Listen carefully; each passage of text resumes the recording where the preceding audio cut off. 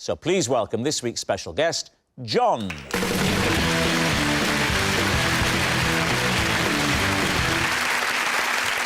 So, Ed, what is John to you? This is John. I once hid behind my shower curtain after mistaking him for a burglar. Ed's mistaken miscreant. Kate, how do you know John? This is John. He gave me the best day of my life at the National Funeral Exhibition. Kate's morbid mate. And Lee, what is your relationship with John? This is John. He recently named his baby Lee after I helped him deliver it in a local library. David, where do you want to start? Ed, where was this shower curtain? I was renting a new flat, and it was the first night that I was there. Yeah. And tell us a story. I was asleep. Yeah. And I was woken up by someone coming into the front door, and I wasn't expecting anyone to be coming in. Yeah. So my immediate reaction was to panic. I was in a new place, ran to the bathroom, locked the door, got into the bath, shut the shower curtain.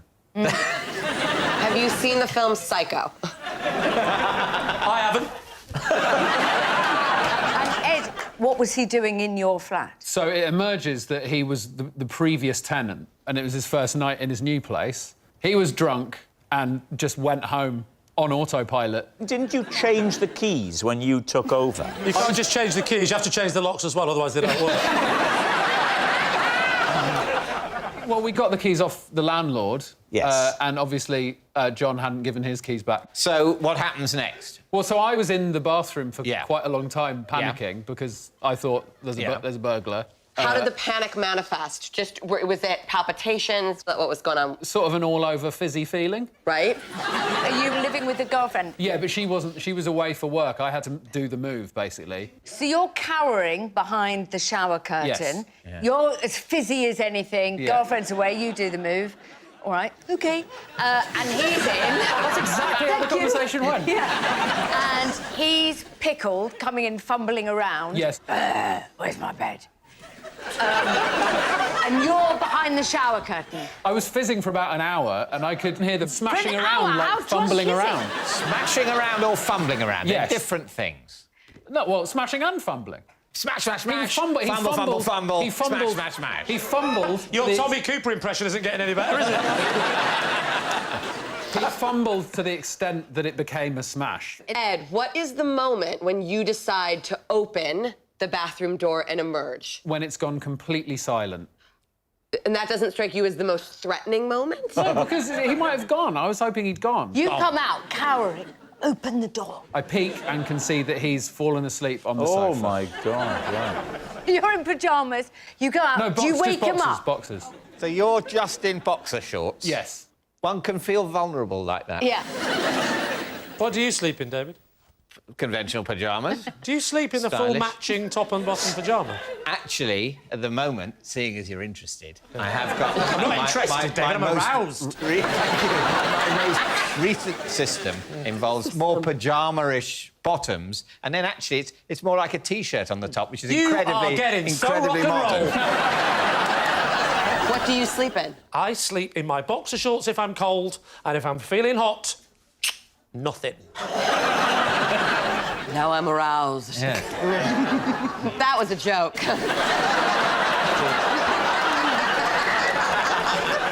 So you're in a Lee Mack-style nocturnal outfit. Yeah, but the cold version. Yeah.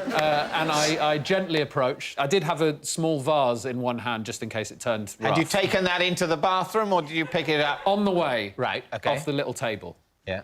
So you'd unpacked the flat in one day, girlfriend away, and No. thought the little vase would look lovely here. Well, I'd not fully unpacked, but I'd unpacked the knick-knack box and the little vase was at the top of it. Knick-knacks first, necessities later. Yeah. We're not animals. I don't need my clothes, but I tell you what we do need is a tiny little trinket area.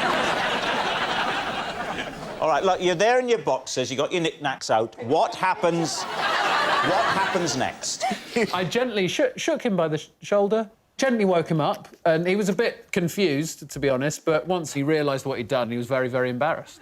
So what had he been doing for all that fumbling and smashing? Well, I think he was trying to make himself a snack. Did you see evidence of what sort of snack it was? Well, the cupboards were empty. He'd made himself a lovely knick-knack sandwich. So, David, who would you like to quiz next? Kate, so what is the National Funeral Exhibition? It's like the trade show. So it's not a permanent thing. It happens once a year, like a sort of conference, like the motor show, that kind of It's thing. like the ideal home exhibition, the ideal death exhibition. I like to call it the hearse of the year show. Anyway, a friend of mine who is also a vicar had been to it before and said, you should go to this. And so John took me along because John is my local funeral director. And why was it so fantastic? There was lots of things to try out. Could you get in a coffin? You could get in a coffin and you could have the lid put on. Did you give it a try, Kate? I did get in a coffin and had a little try in one. Yep. Well, I'm never going to know what it feels like, You will really, one day. am I? You will one day. I couldn't do that. No, Could you do won't that? one day, Rob. Well, I think when we die... We're alive. We're still alive. You're a very spiritual person, aren't you, Rob? Yeah. Apart from these coffins, what else was on display? I had to go on a grave digging machine. That was a lot of fun. With A grave digging machine? I was going to say, is that just a spade? So, are you friends? Yep, he picked me up in his car. We went round the exhibition. He was shopping for some things. He had some things that he needed to buy. What did he need to buy? New top hats for all the staff, and he also needed more storage, a bigger fridge. Sorry, did you just say more storage, a bigger fridge? Yeah. Does it have an ice-making machine at the front? How many times in a week do you guys speak to each other? Oh, only when we've got work, so it depends what the rate of... Once again, the subject of the local death rate has come up on the show. All right. Now then, what about Lee? Just remind us what you said, Lee. This is John. He named his baby Lee because I recently helped him deliver it in my local library. OK, so what were Sorry, you... we haven't got time for any more questions. What were you doing in a library? How dare you? I'd gone to borrow a book. It's a library. And John is there with his wife. Well, yes, he didn't give birth to the baby. And she's that pregnant. Yeah. She was on the floor screaming. And the library. I said, are you all right? And she said, yeah, I'm really overdue. I said, don't panic, the fines aren't that big here. When was this? Oh, this was, like, this morning. No, it wasn't this morning. It was about 3 months ago. OK, so you were in the library 3 months ago. Correct. During the lockdown, when all the libraries are closed. I might be wrong with my timings, but it was just... Feb. It was the first time the library had opened after lockdown, because Oh, that's right. why it was so quiet. I was first in there. You were first in when the library reopened. So did I say library? Sorry, Yes. I meant Wetherspoons. I was one of the first in, and I was in there with my mask, and he thought I was a nurse, and... So what's the first sound you hear from his wife? Shh. It was on my phone at the time. Yeah. Shh. Right. And then I walked off, but that was about 10 minutes later when she had a baby. Who was the one who told her it was time to push? I wouldn't know when someone has to push. So who was running this whole You've got thing? lots of He children. was running it a bit, the librarian was running it a bit, the other library staff member was out doing it a bit, and I was on hand to help right, out. look, I was getting it wrong. Yes, I was going, pull! So, just talk us through it. Take us through it OK. stage by stage. Waters broke in non-fiction, and then she was now... Now we're in the realms of fiction. Well, I ironically... think we all know that. but carry Ironically, on. the most space was in the children's section. She was lying in the children's section. And she goes, I need something. So I picked off the 0 to 2 books. I said, well, they'll come in handy. And then I started helping out. How did you help out? How? Well, first of all, I held her hand. Really? Yeah, but I used 2 hands because I felt it was more intimate. You'll appreciate this. I was giving a little prayer at the same time. Help me out here, please, God. I don't know what to do. Yes. No. And did a baby appear, or did you get into the ambulance? Not only a baby, 3 wise men. He's good, isn't he? So let's not jump ahead now, Lee. Go through it. I said jump ahead. It was 2,000 years ago. Let's go on. So, you've got 2 hands praying. Yeah. What happened then? Well, and then she starts having the baby. So Well, I mean, that doesn't happen What in do an you mean? instant. There's a little bit of an appearance. I didn't get involved involved in the business end, did I? Right. Yeah, Who did? The librarian? my manager, he deals with all the business stuff. All right. We need an answer. So, David's team. Is John Ed's mistaken miscreant, Kate's morbid mate, or Lee's proud parent? So at the beginning, when Ed first told his story, I didn't buy it. But now, looking at him, I'm getting more of the drunk guy and less of the funeral director. But that's because he's come and he's all in casual situation. Does John have a family, Kate? Yes. What do they comprise of?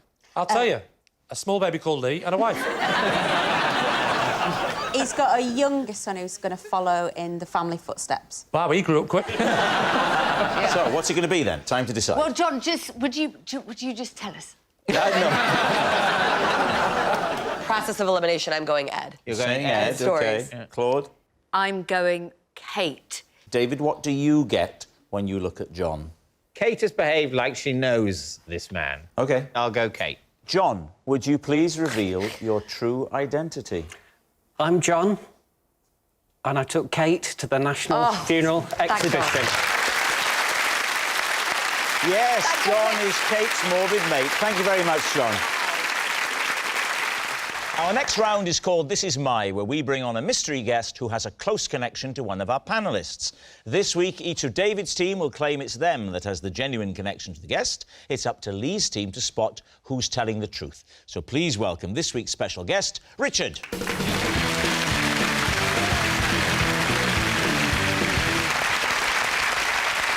So, John, what is Richard to you? This is Richard. He's the stunt horse rider who galloped me through a moonlit forest so I wouldn't miss the Man United Bolton game. Gabby, how do you know Richard? This is Richard. He is the flight attendant who persuaded me I wasn't dying, but I had trapped wind. And finally, David, what's your relationship with Richard? This is Richard. He came to my aid at the local tip when I lost my specs in his great big skip. Lovely. So, there we have it. Lee. Right. Would you like me to describe him, by the way? Would that help you suss out which of the three he might know? Yeah, a little bit of audio description. OK, well, he looks quite a cool dude, actually, so we can rule out that he knows David. Actually, I think you might know him because he's dressed as a policeman and he's not talking. So who are you going to quiz first? Right, John. He's the stuntman that covered you.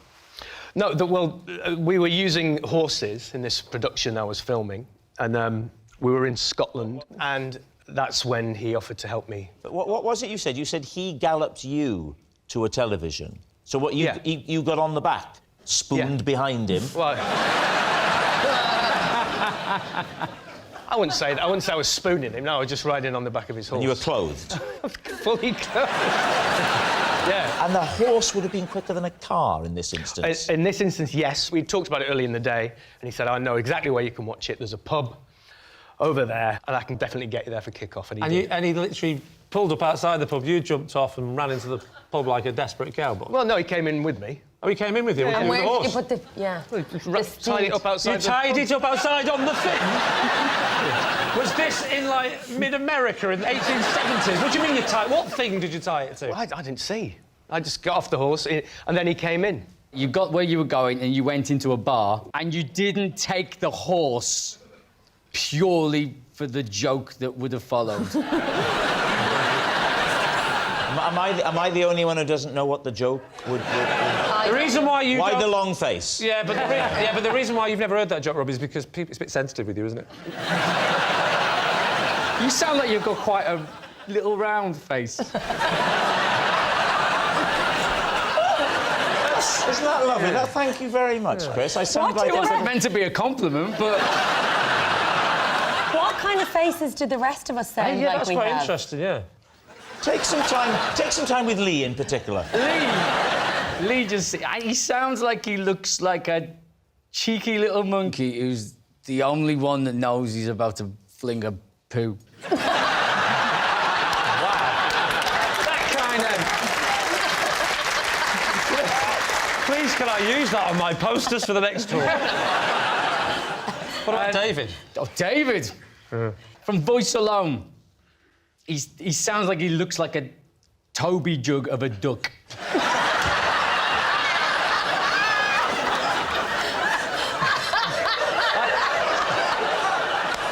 That is bang on. I mean, I think the that is the image I go for. I think this deaf neighbour of yours was right the first time.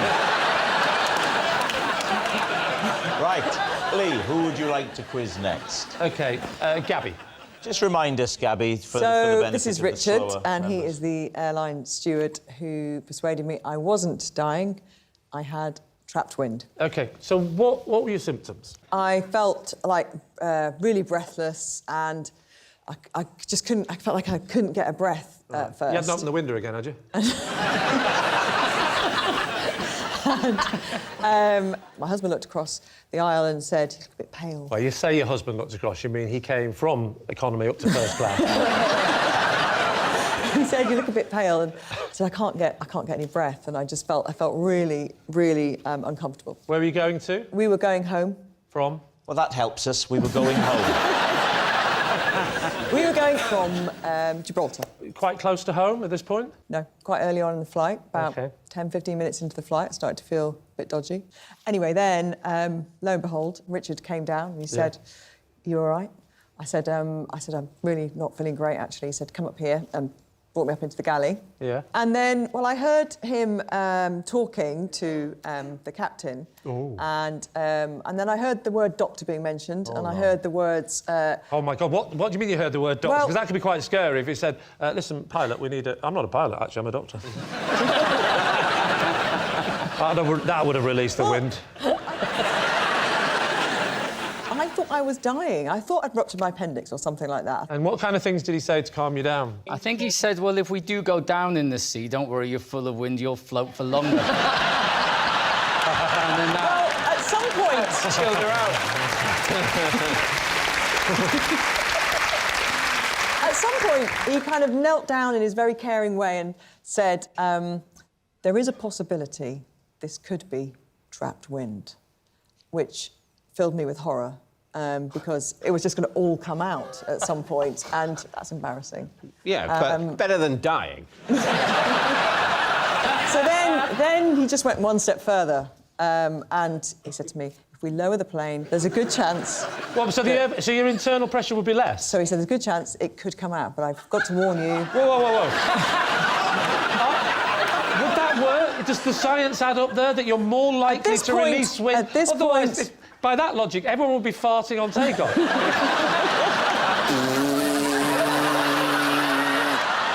You're not saying that it was beginning its descent? Well, I don't know how far out it would begin its descent, but... Well, not 15 minutes after takeoff. No, it wasn't 15 minutes. By this point, we're like over halfway into the journey. So he said to the cockpit, "Bring it down," and did they do that? Apparently, they did. Quick, bring the plane down, I think she might blow. Yeah.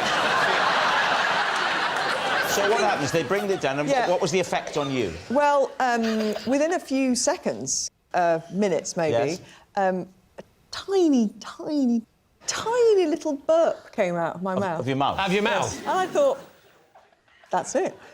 I'm good. And I walked back to my seat. Did everybody cheer and clap? Yeah. The truth is, when I say that... The truth is, it didn't happen, Gavin. That's the truth. The truth is, when None of this has ever happened. I don't think you've even ever been to Gibraltar. The only bit of this that I believe is that you fart a lot.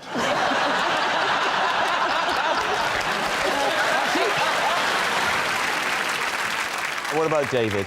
Remind us of your claim. This is Richard. He came to my aid at the local tip when I lost my specs in his great big skip. What were you doing at the tip? What were you getting rid of? I was getting... Not another body, David. Not another body, no. I bury them.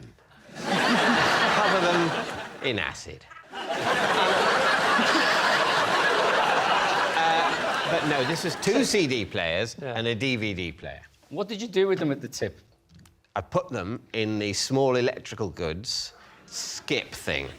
And so what did you do? Did you lean right over to put them further in the middle? I leant right over. Did you place them? Was it a shallow skip? Or... No, it was deep. You had to go up a staircase, like a wheelie set of stairs. Yes. Now, most people throw things in skips by just lobbing them. They don't lean over.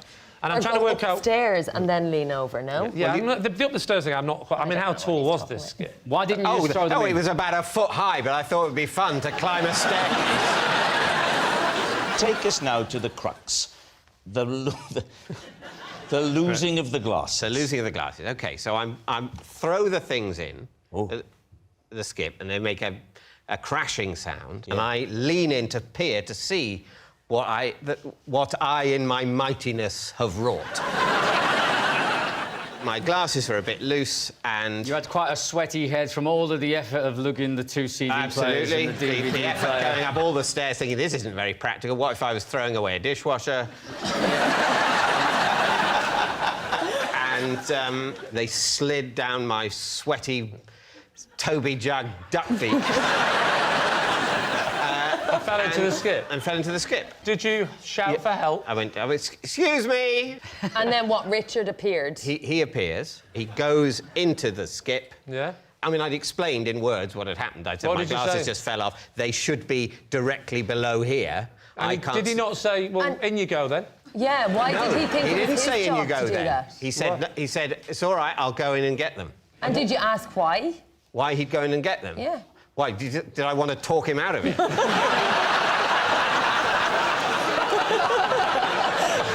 So he'd come over and you'd said, could you go and get my glasses? I quacked, he gave me some bread.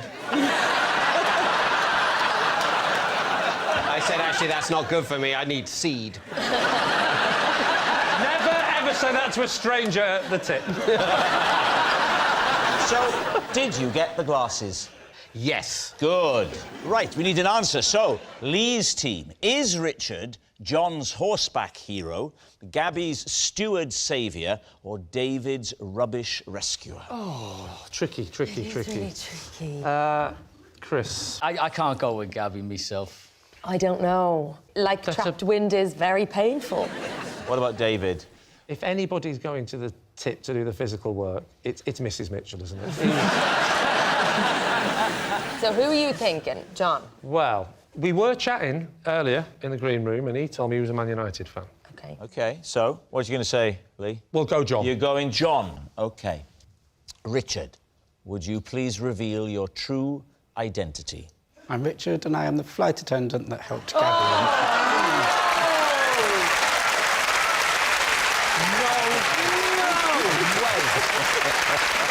Richard, you're on national television. Did you ask the pilot to lower the plane? We were descending anyway.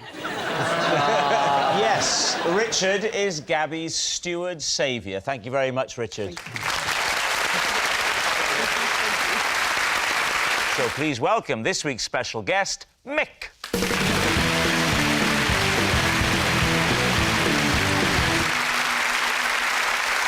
So, Gabby, what is Mick to you? This is Mick, and I deliberately tripped him up during the wheelbarrow race at my son's sports day.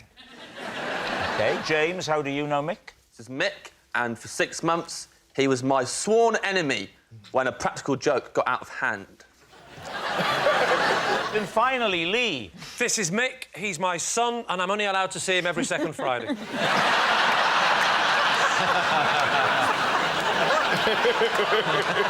Sorry, no, that's not it. This is Mick. I once took him home from nursery instead of my own son. So there we have it. Is Mick Gabby's cheated child, James's feuding friend, or Lee's traded toddler? David's team, where would you like to begin? Well, Gabby, the wheelbarrow race, you were also a competitor. What was the format of the race, and how did the accident Your happen? classic sports day wheelbarrow race. Child is the wheelbarrow. I was driving my son as a wheelbarrow, and Mick's mum, Barbara, was driving him. And there's always a lot... I feel our family gets a lot of pressure on sports day because my husband was an international rugby player and I did sport. And people always look at us as if they're the ones to beat. You know, I always feel that added dimension of competitiveness. You were a rhythm gymnastic, weren't you? I was a gymnast. Yeah, I think they're looking more at him. Carry on. So we were in the lead, my son and I. And you know, like in your peripheral vision, you can feel somebody coming. And as we got to the turn, they were level with us. And my son's arm buckled, and which is, for a wheelbarrow race, is a bit of a no-no. So it takes you a couple of seconds to recover. So now we're behind. Quite painful for your son as well. Perhaps that should be the main concern. Classic sports person. Oh, that's a no-no! We need this! We got back level with them, and I'm ashamed, obviously, about what happened next. So I can feel, you know, these horrible thoughts coming into my mind. You know, we could take him out. You know, we could. Wow. Come on, this is why we've been taking all the drugs. And I stood on his hand, and so I know. Deliberately. You were thinking we should take him out. So he then slightly buckled.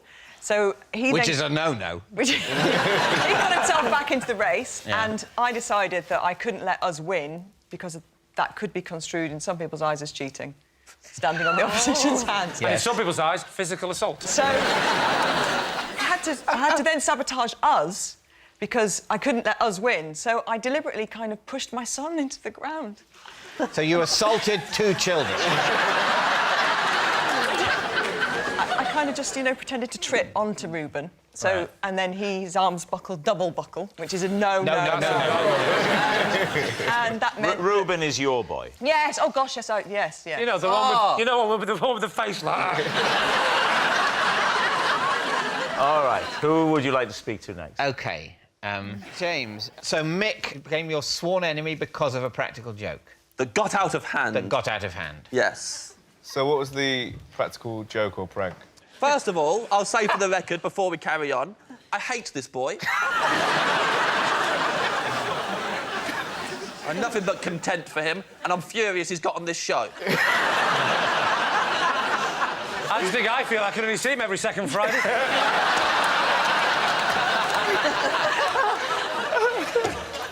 So what was the practical joke, James? He put cabbage leaves in my bed. How did he get in your room? I was staying at his house. On a sleepover? How old are you? A few years ago. Yeah, well, he wouldn't have been born. He was 9. And you were, what, 31? I was, what, 28? 29? And how do you know him? I know his dad. He's his son.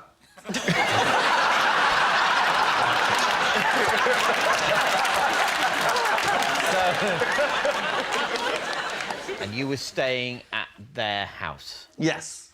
Why did he put cabbage leaves? Why is that a thing? Well, it's not a thing until he started doing it. Yeah. There's something severely wrong with him. I don't know why he started. But you say pulling this kind of started stunt. doing it. Yeah. What do you mean? This is a one occasion when you're is staying it? there. Well, I don't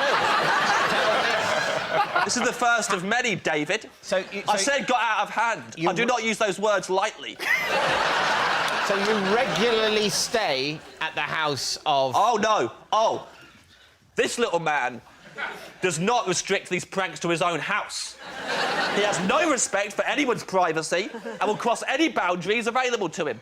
I hate him with all my heart. Yeah.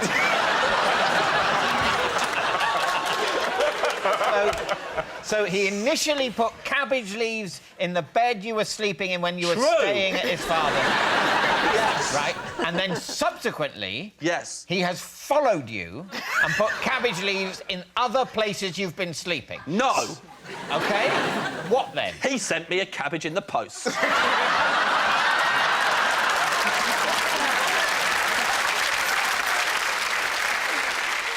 He sent me half a cabbage, cling filmed, in a box.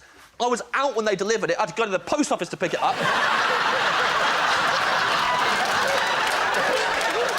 There was a note inside that said, "You got cabbaged again." So he's doing that.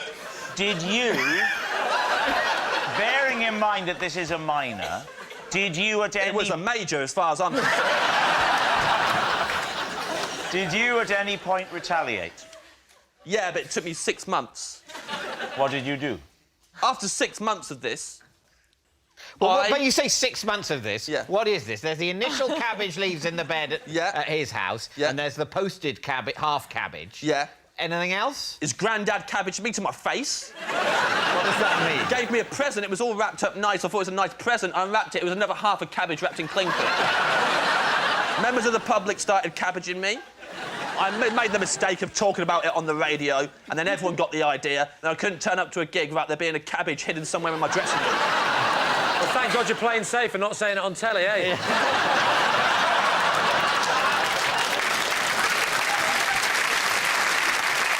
So, did you retaliate? Absolutely did. I removed all of his belongings from his bedroom and replaced them with cabbages.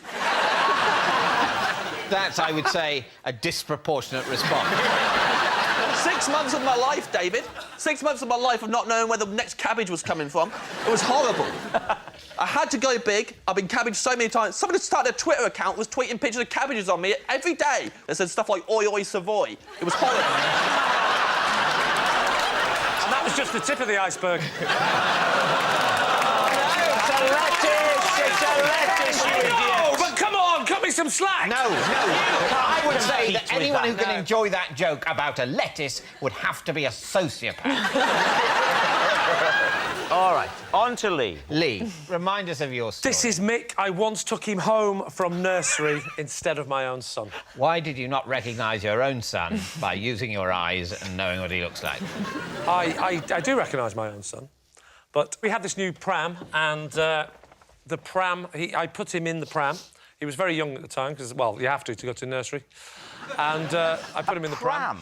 At nursery? Not a pram, a pushchair. They're not a pram when they're sort of tiny. A pushchair, you made one mistake. You say lettuce instead of cabbage. They're on your back. You say pram instead of pushchair. I get to see him every other week. I'm stressed. I put him in the pushchair, and then I got chatting to all the other mums and dads and stuff.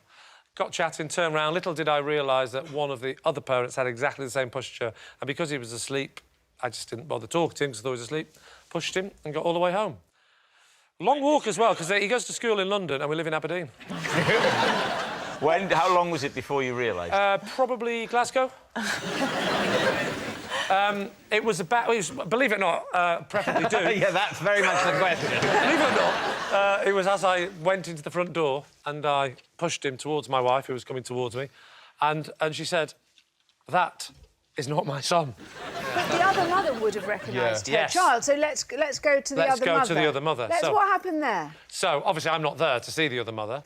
No, but presumably in the police interview later, you've gone through those details. No, I knew it would be a bit of a nerve-wracking experience, so I thought I'd better play safe and just keep him. And that's what we did. We just ended up bringing up another child. So I got into the house, pushed him into the house. My wife said, "That's not my son." So I went, "Oh!" I realised immediately what had happened, obviously.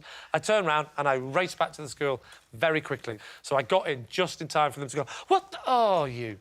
And then... So you got back just in time. Got back in time. Just before Mick's mother was going to start screaming, "My child has disappeared, my child has disappeared." Yeah, because what had happened is she was getting a bit frantic, but someone had calmed her down by doing the obvious and pointing to the child and saying, use your logic here. Yeah, there's a child abductors don't tend to leave a child as well. So, David's team. Is Mick Gabby's cheated child? Maybe. James's feuding friend? Maybe. Or Lee's traded toddler? No. I think that the cabbages, that is a good trick, because cabbages, when they get warmed up, stink. I also have, been to many a sports day where the parents do get incredibly competitive. I would probably lean towards Gabby. What about you, Melvin? Which way are you leaning? I believe Gabby, but James is just weird, so I believe him even more. Your paranoid view seems to be the whole country's in on it. Now everyone's sending you cabbages. Every time people laugh at me, I suspect they're my enemy, which makes my job very difficult.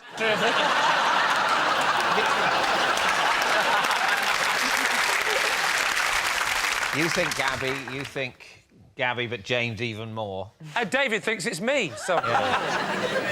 Oh, I don't know. James. You're going for James. Mick, would you please reveal your true identity? I'm Mick, and I am James's worst enemy.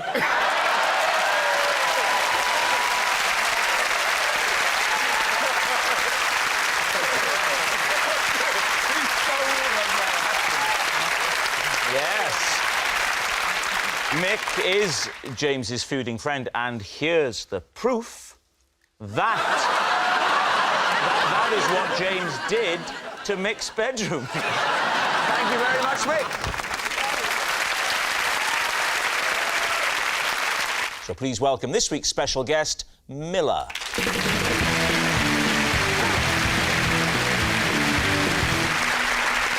So, Steve, what is Miller to you? This is Miller. He presented me with a trophy after I rode 2 miles down a river on an inflatable rhino. Gabby, how do you know Miller? This is Miller, and I know Miller because we often take one of my dogs flying. And finally, David, what's your relationship with Miller? This is Miller. I accidentally outbid him for a cuckoo clock when I sneezed at an auction. So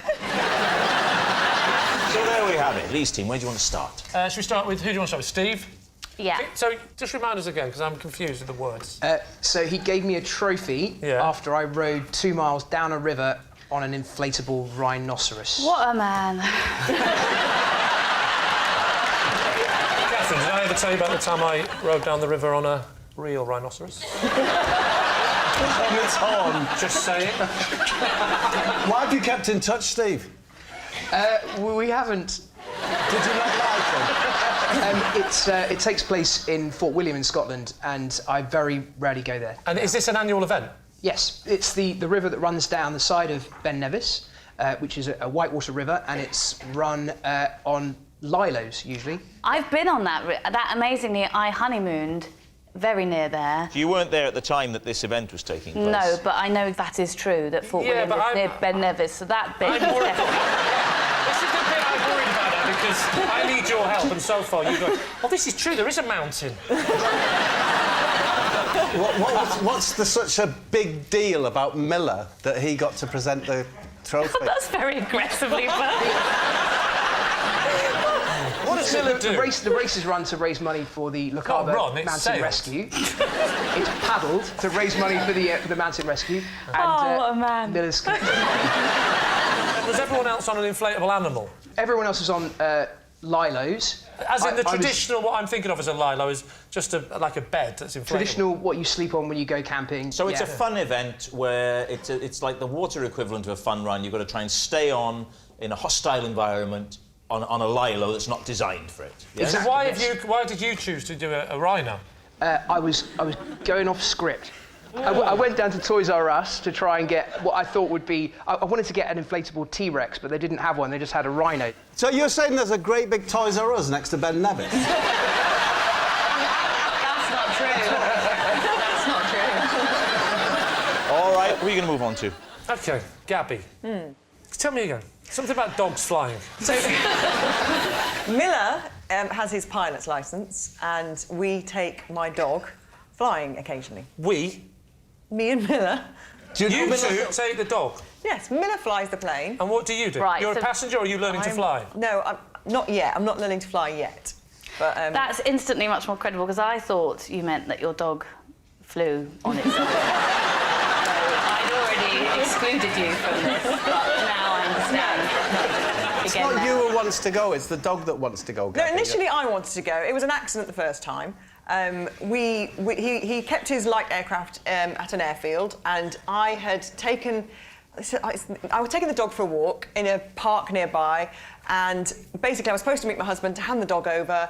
He'd got delayed, and I turned up and I was about to say, I'm really sorry, it's not going to happen today, I've got the dog. And Miller's up for it, and he said, just bring the dog with you.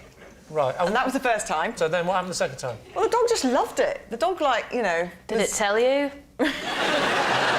When this man approached you with a plane nearby, you... You are happy to assume he was a pilot. Take your dog up. we pre-arranged the whole thing. I don't think you've told us the breed. Boxer.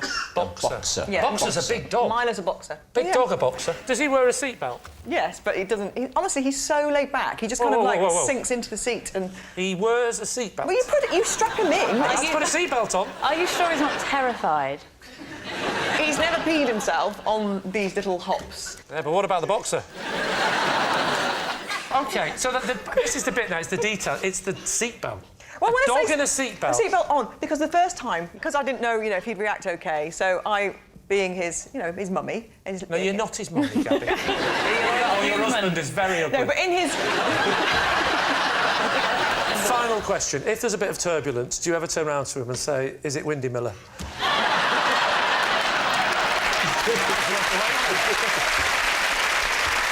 Now, what about David and the cuckoo clock?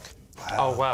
There you go. Well, I'd be interested to know what your accidental outbid was for what amount. I think it was about £250. And had you been bidding up to that point and then stopped? I had not. You'd not bid at all? No. What were you there for? I was there because my wife wanted to buy a dining room table. MFI was shut, was it? No, because as you've had occasion to mention, Lee, I'm terribly, terribly posh. Right, and so you could feel it coming on as the bit... And were you worried that this was going to... Well, no, I wasn't. I didn't think this would happen. I thought it was a ridiculous thing to have happened. If you told me beforehand, would this happen? I'd say, no, I would never believe anything like that could happen. You have to convince us we're struggling. Yeah. I get hay fever at some times of the year, and this was one of those times. You're not going to end this story weirdly. Every time I sneeze, I hold up a number. I didn't hold up the number. I sort of had the number there, but I didn't hold it up. What did you do then? I sneezed. Surely if the system is you hold up a number, at some point your hand must have come up as well. You're echoing my very words. That's what I said. Of course, it's a ridiculous situation. Someone sneezes, they just happen to have the number slightly visible and the auctioneer takes that as a bid. What sort of a system's that? Let's have a quick reenactment of the moment. I mean, you were at 240 pounds going to the gentleman in the nice, soft, crushed velvet. 250 pounds! What kind of system is this? How lovely that David Mitchell has bid for this and the money will go to a good home. Thank you, David. Oh, no, please, auctioneer, but... Oh, all right, I'll be quiet. This is so embarrassing. So how did you make the connection with the miller? Because I was aware that he'd made the penultimate bid, but I tiptoed up to him afterwards and asked if he wanted to buy it for the... For his last bid? For his last Which bid, was so what? I would only have been, I think, about 10 or less than I'd bid. But if you exploded that, I don't believe you would have tiptoed. And I probably didn't actually tiptoe. I wasn't actually, I was probably resting on the heels of my feet. But I walked what I thought was quite discreetly, although I accidentally bought a couple of vases on the way. All right, we need an answer. So, is Miller Steve's prize presenter, Gabby's pet pilot, or David's clock collector? Well, I believe that he gets hay fever, David, but none of the rest of it. So you believe the cool thing? Yeah. So, Catherine, you're saying it's not David? I don't think it's David. I believe Steve's won trophies, but none of the rest of it. So I believe Gabby. I think that all sounds You very believe true. she likes to take a boxer dog flying? Yeah. With Miller? Yeah. I don't think you can take a dog on a plane, You can take dogs on planes if you go through the correct channels. Really? You They can. sent a dog into space. They never got it back. They sent a dog into space. I don't believe Gabby's story, but I do think he looks like a pilot. Now, you see, if we were talking about looks, I would say it's the only time I am going towards David. He looks like a man who's desperate for a cuckoo clock. He looks like a man whose budgie recently died. And he's looking for some company once an hour, but just for a split second. I'm with Gabby. You think it's Gabby. You're saying... Let's say Steve. When all three of us are agreed it's not David. Yes. Yep. We're going with Gabby and the flying. You're saying it's Gabby, it's the dog in the plane. Miller, would you please reveal your true identity? OK, I'm Miller. I presented Steve with a trophy for riding down a river on an inflatable rhino. Yes, Miller gave Steve a trophy. Thank you, Miller. So please welcome this week's special guest, Lee.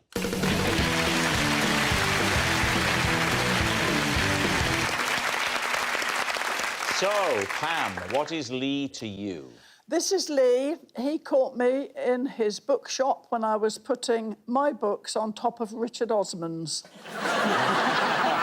All right, so, Pam's bookshop buddy, Kyle, how do you know Lee? This is Lee.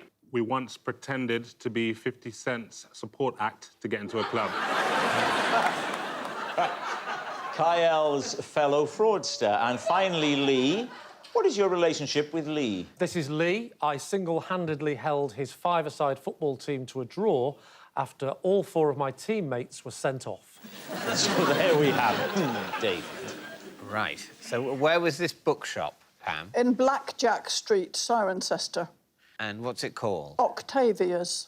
Great name, Blackjack Street. Blackjack Street is great, isn't it? Do the numbers only go up to 21?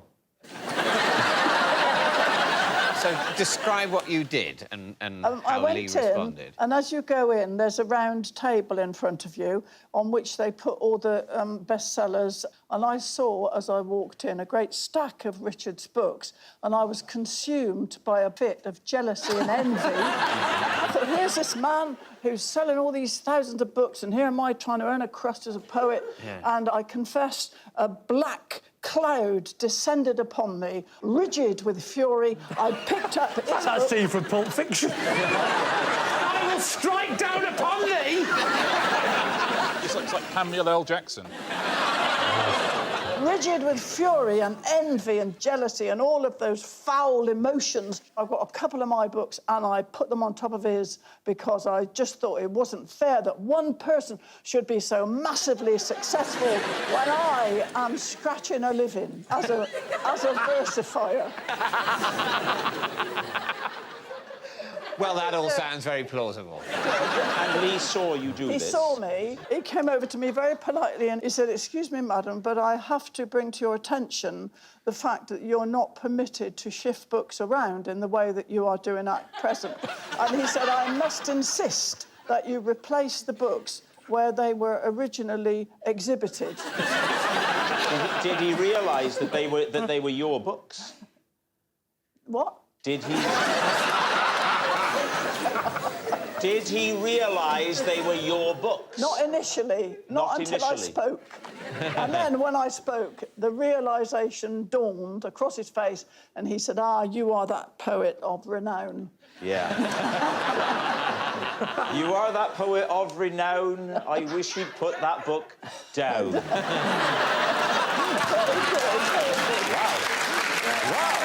Hannah is applauding my rhyming. You're surprised because you were lamenting the scansion even as you said it. I was.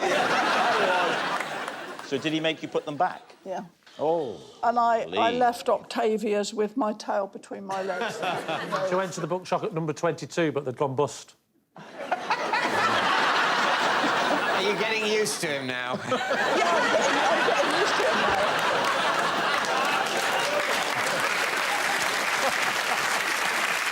Who would you like to quiz next? OK, Kyle, tell us your story again, please.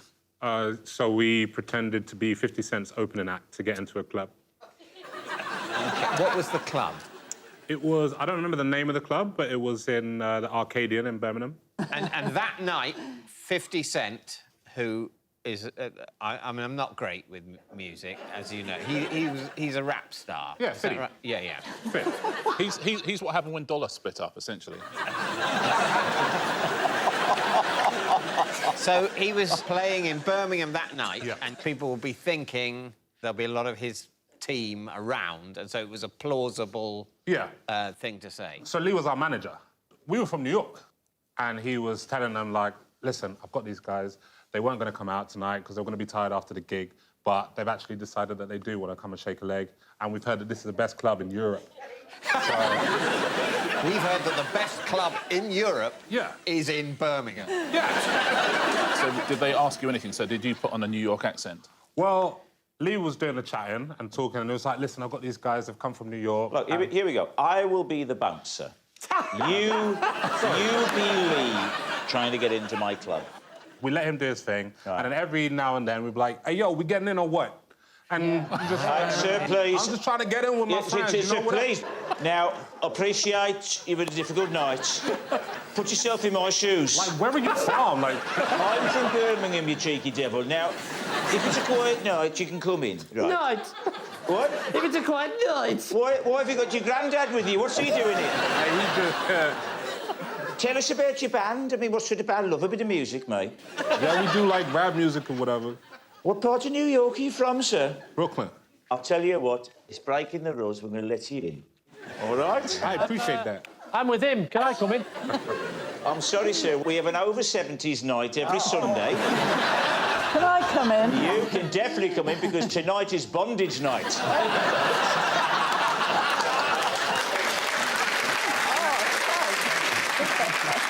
All right, now, Lee, remind us. It seems a while ago. So, this is Lee, and I single-handedly held his five-a-side team to a draw after all of my players were sent off apart from me. What year was this? This was about a year ago. And what was it about this match that caused your teammates to be sent off? What sort of people are you playing football with? They were all different reasons. Please tell us. Well, the first one was sent off for dissent. Who was that first person? First person was Jeff. Jeff. What does Jeff do for a living? Jeff. How do you know him? He's a bin man. He's a bin man? Yeah. Is he your bin man? He's not my bin man, no. So how do you know him? He's one of the dads at the local school. Yeah. Then someone was sent off a few minutes after Jeff. Who was that? Ron. Ron? Ron. Oh, no. Why? Well, Ron went in with a two-footed tackle. No. A two-footed tackle? Yeah, and he has got one leg as well, which is really weird. But he did it twice. So... How do you know Ron? Postman. He's a postman, is he? I know he is. Is he your postman? Not my postman, Not your postman? No. So how do you know him if he's not your postman? Well, I just know him from the local school. He's one of the dads. Ah, OK. And who's the third thug? Why don't we say the next two were sent off together, shall we? The next one to be sent off was Rob. Rob? What does he do for a living? He's actually a butcher. A butcher? Yeah. Is he your butcher? No, he's not my butcher, no, I'm a vegan. So how do you know him, then? He's next door to the veg shop. And so you've naturally got to know the shopkeeper of the shop next door to where you buy all your vegetables. Yeah, well, I go and buy my vegetables, and I always look in and I'll always give him a, that's cruel! So we get to a point where Jeff, Ron and Rob have gone. It's just you and another person. Now, who's the other person that you're relying on? Adrian. Adrian. Yeah. Now, what does Adrian do? He's actually lost his job. Oh, no, but what did he do? He was a butcher, a postman and a bin man. Must be quite hard for him, then, to be around the other guys, the memories. Well, yeah, but, you know, they were bras. Sorry? Oh, memories, sorry. Yes. And what was he sent off, then? Well, he was sent off for time wasting. Yes, because obviously, think about it. You're 8-0 up at half-time, you get a man sent off, and now it's 8-1, and then it's 8-2, and then it's 8-3, 8-4, 8-5, 8-6. We're down to 2 players, there's only a few minutes left. What are you going to do? You're going to time waste. What was he doing to waste time? He went for a Kit Kat. What was the name of the team? Fish Alive FC. Fish Alive FC. 1, 2, 3, 4, 5. Once I caught a fish alive. Oh, that's really good. All right, we need an answer. So, David's team, is Lee Pam's bookshop buddy, Kyle's fellow fraudster, or Lee's football friend? Well, I don't believe Lee. Why? Because of all of the details. I think it is Lee. I agree. Yeah. I think Lee has done a Lee thing of making the story kind of like... Yeah. There's stuff that didn't happen. Right. But I think the guts of Lee's story... Yeah. I do. It just feels... So, like, well, for example, the professions of your team. Yeah. Were they really a binman, a postman, a butcher, and an unemployed former binman, postman, and butcher? OK. Is that true? No. No, it's not true, David, because that would be ridiculous. I don't actually believe it was Lee. That was... You don't believe it? Who do you believe? Of course not. Well, it could... No, but the point is, it could be Lee. David. Yeah? Probably not Lee. Are you giving me a clue? I'm worried you're having a breakdown.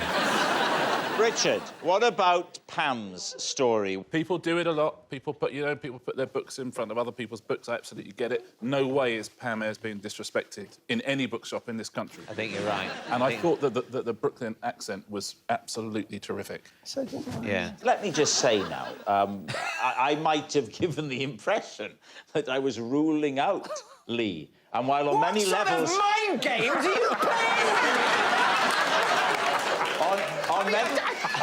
You say you want to help me, and now you do this. I still think it's Lee. Honestly, You think it's Lee? I still think it's Yeah. Lee. I agree with Sarah. OK, David, you're the captain of that team. You're the leader of that team. What are you going to say? Kyle, every day of the week. Yes, I think it's probably Kyle. OK. Lee, would you please reveal your true identity? I'm Lee, and I help Kyle get into a club. Yes, Lee is Kyle's fellow fraudster. Thank you very much, Lee. So please welcome this week's special guest, Kath.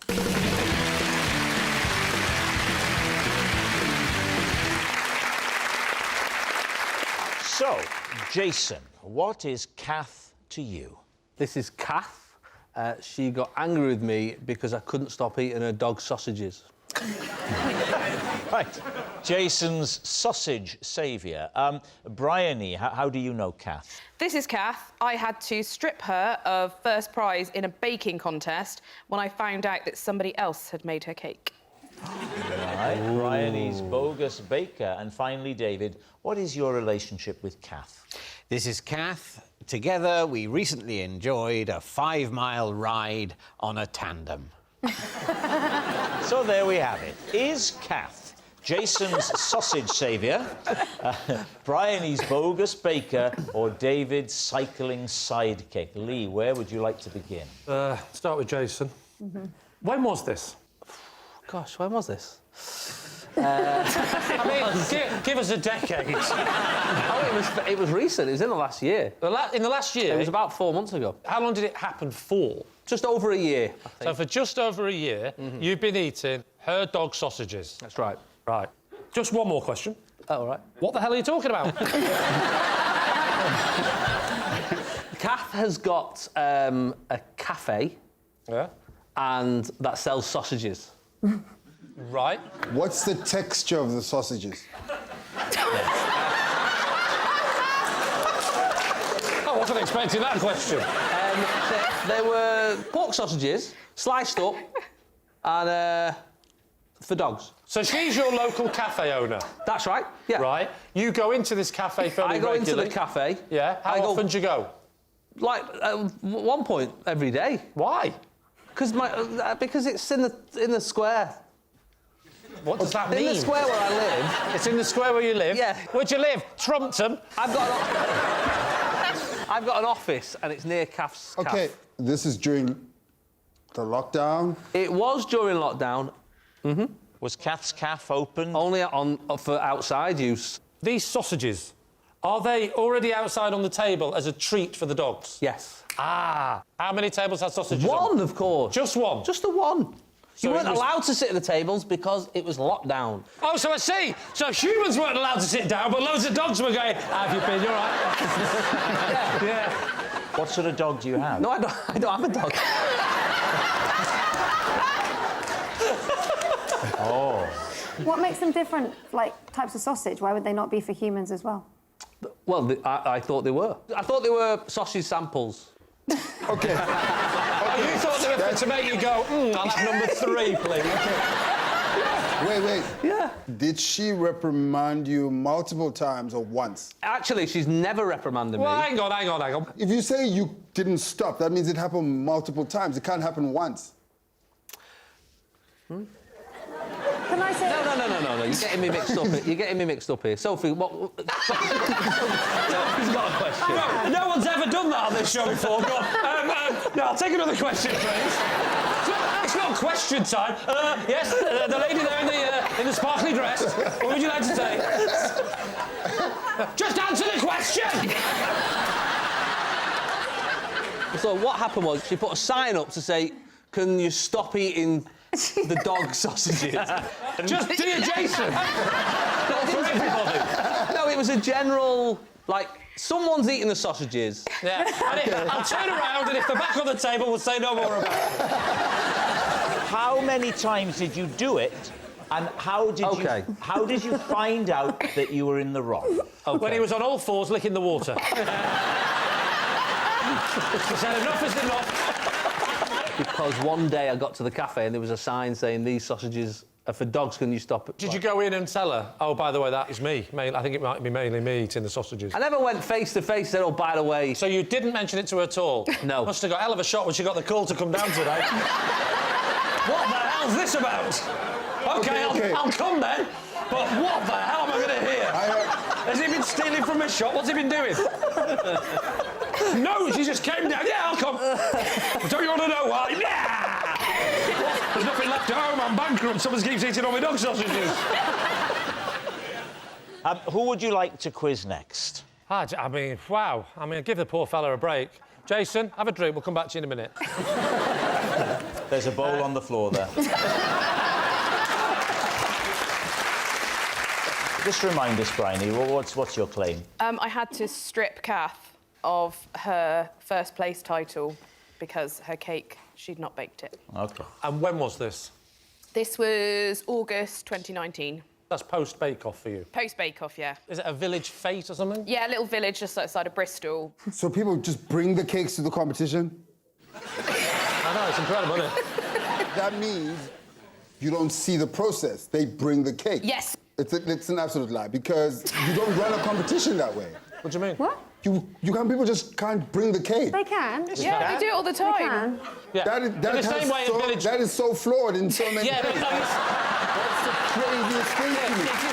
I agree. What you're doing is deconstructing 300 years of British culture. I was going to say... Let's let Bryony now paint a picture Yeah. of the whole day. So it's a, classic village fete, and they had a little marquee trying to recreate the tent, and people brought their cakes for me to judge. What was Kath's cake? Kath's cake was a chocolate fudge cake. And who had made Kath's cake? And well, before you tell us, how did you find out that Yeah. someone else had made it? Well, I mean, this is very village fetey, but it was actually one of her neighbours came over to tell me that she knew that Kath had bought it. Oh, she bought it? Like Midsummer Murders. Yeah. Didn't the box and the cellophane and the price sticker give it away? Yeah, it said taste the difference on it. I didn't pick up on it. She's always making caterpillar cakes. So what did you do? You were given this information, puts you in a very difficult position. Yeah. What did you do? Well, I pulled Kath aside and had a little chat. You didn't hesitate? Yeah, I had a little chat with her. And what happened then? Well, she was remorseful, but we had to take first prize off her because I can't give her first prize for a cake that she didn't even make. I'd say what we have learned, despite what Bake Off tell you, shop bought, clearly nicer than homemade. What about David? David. It was so long ago. What did he say? I said, this is Kath, and together we recently enjoyed a 5-mile ride on a tandem. Right. Front or back for you? Yeah. Front. Wow. And how do you know Kath? From the tandem ride. This was the first time you met? Was... That was you the first met her time on we the met. bike? I met her... wow, that's a place to meet, isn't it? No, I met her... Stop riding so close! I hired this with Kath at a bike hire shop in the New Forest. Sorry, you hired it with her? Yes. But you don't know her? No, we were in the queue. Right. The only bike that remained was a tandem. Oh! What were you doing in the New Forest in the first place? Why were you down there? I was down there shooting a big new drama for Sky. What sort of character were you playing? Posh and repressed or repressed and posh? That's the journey, actually. It goes from one to the other, and it's over just 12 episodes. I don't understand the motivation to do it. Why was it important that you ride on that particular day if you're there shooting something and you can come back the next day? Well, I had a surprise day off because Ian McKellen's knee was playing up. And I thought you say Ian McKellen's knee was playing my part. No, he was... He'd do a good job, wouldn't he, his knee? It's not working. Could we give David the day off and let my knee do I it? have to say, McKellen's knee does a wonderful sarcastic expression that puts me to shame. But anyway, I was determined to have a bit of recreational fun in the New Forest, and I wasn't going to give up on a bike ride just because I was last in the queue. When you got off the bike, did you spend a little bit longer together? Did you say coffee or anything like that, or did you just end it there? Pedalo? No, it was, you know, we had I think a 2 or 3 minute chat, but we didn't go for coffee. I'll tell you what, David, it strikes me that Kath does look as though she could be on the back of a tandem. If you were to position yourself in front of her, that might sway the team into believing in your it was you. view, would achieve something. I think it would, yes. All right, I will do it. Here we go. Sorry about this, Kath. I haven't done my warm-up, but, you know, leg goes over there. Oh, well, that's a very low crossbar, if you don't mind me saying. No, absolutely, I do have trouble with it. Fortunately, they had a little set of steps. So I was able to imagine I'm climbing the steps, over I go, onto the seat, very comfy.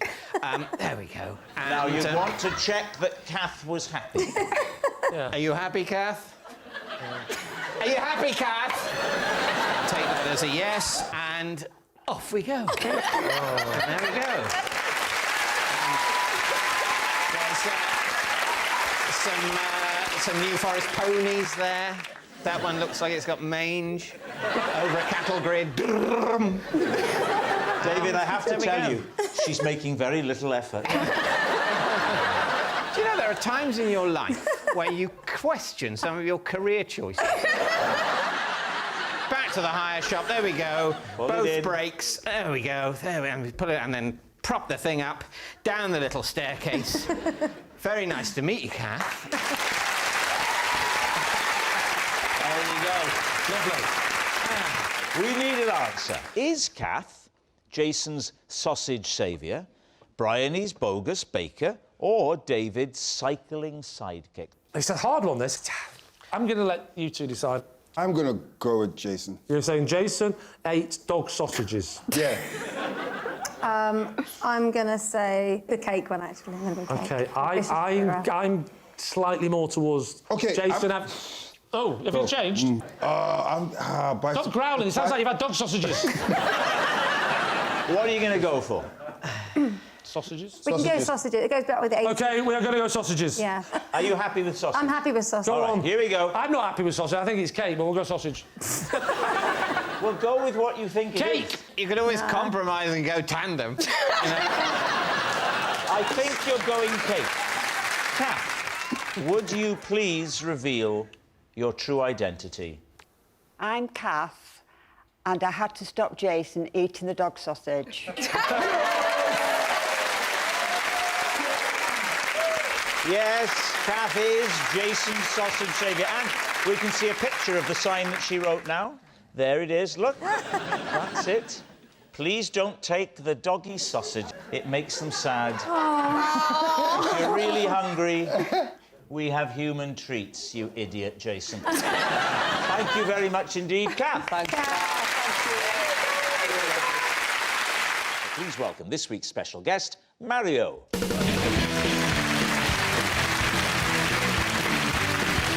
So, Angelica, what is Mario to you? This is Mario. He's the builder I accidentally exposed myself to. Bob, how do you know Mario? This is Mario. He's my pest controller. I got to know him when he was doing a big job for me, and ever since he's been sending me photos of massive rats. OK. Finally, Lee, what is your relationship with Mario? This is Mario, and we got into a row because he thought I was honking him, when in fact I was on my way to the garage to fix my faulty horn. David's team, where will you begin? Angelica, so you accidentally exposed yourself to Mario, is that right? So, moved into the house, and it needed lots of work doing. Yeah. The builders were in different parts of the house. So it's one of those things where if you had to have a bath or a shower, you had to take everything with you. So have it, and I came out of the bath, and I forgot my towel. So peeked out the bathroom, thought, coast is clear. Yeah. Ran into the bedroom, And I thought, phew, I made it. Yeah. And Mario was standing in there. Oh, no. Also naked.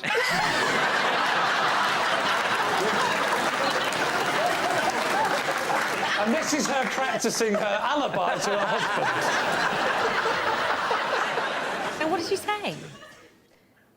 Nothing for about 10 seconds. What did he say? Nothing for about 10 seconds. So there's 10 seconds of silence. You're naked, he isn't. He's not he naked. Isn't. He's not How naked. naked are you? Everything was on show. Why didn't you just run straight back into the bathroom? Why did you freeze? You know when you have that moment of shock? I just stood there. I didn't even cover. Yeah. It's all sounding very suspicious, isn't it? I was like, 10 seconds! That's a hell of a scene, and you go, oh. It was, you know, like when you see films.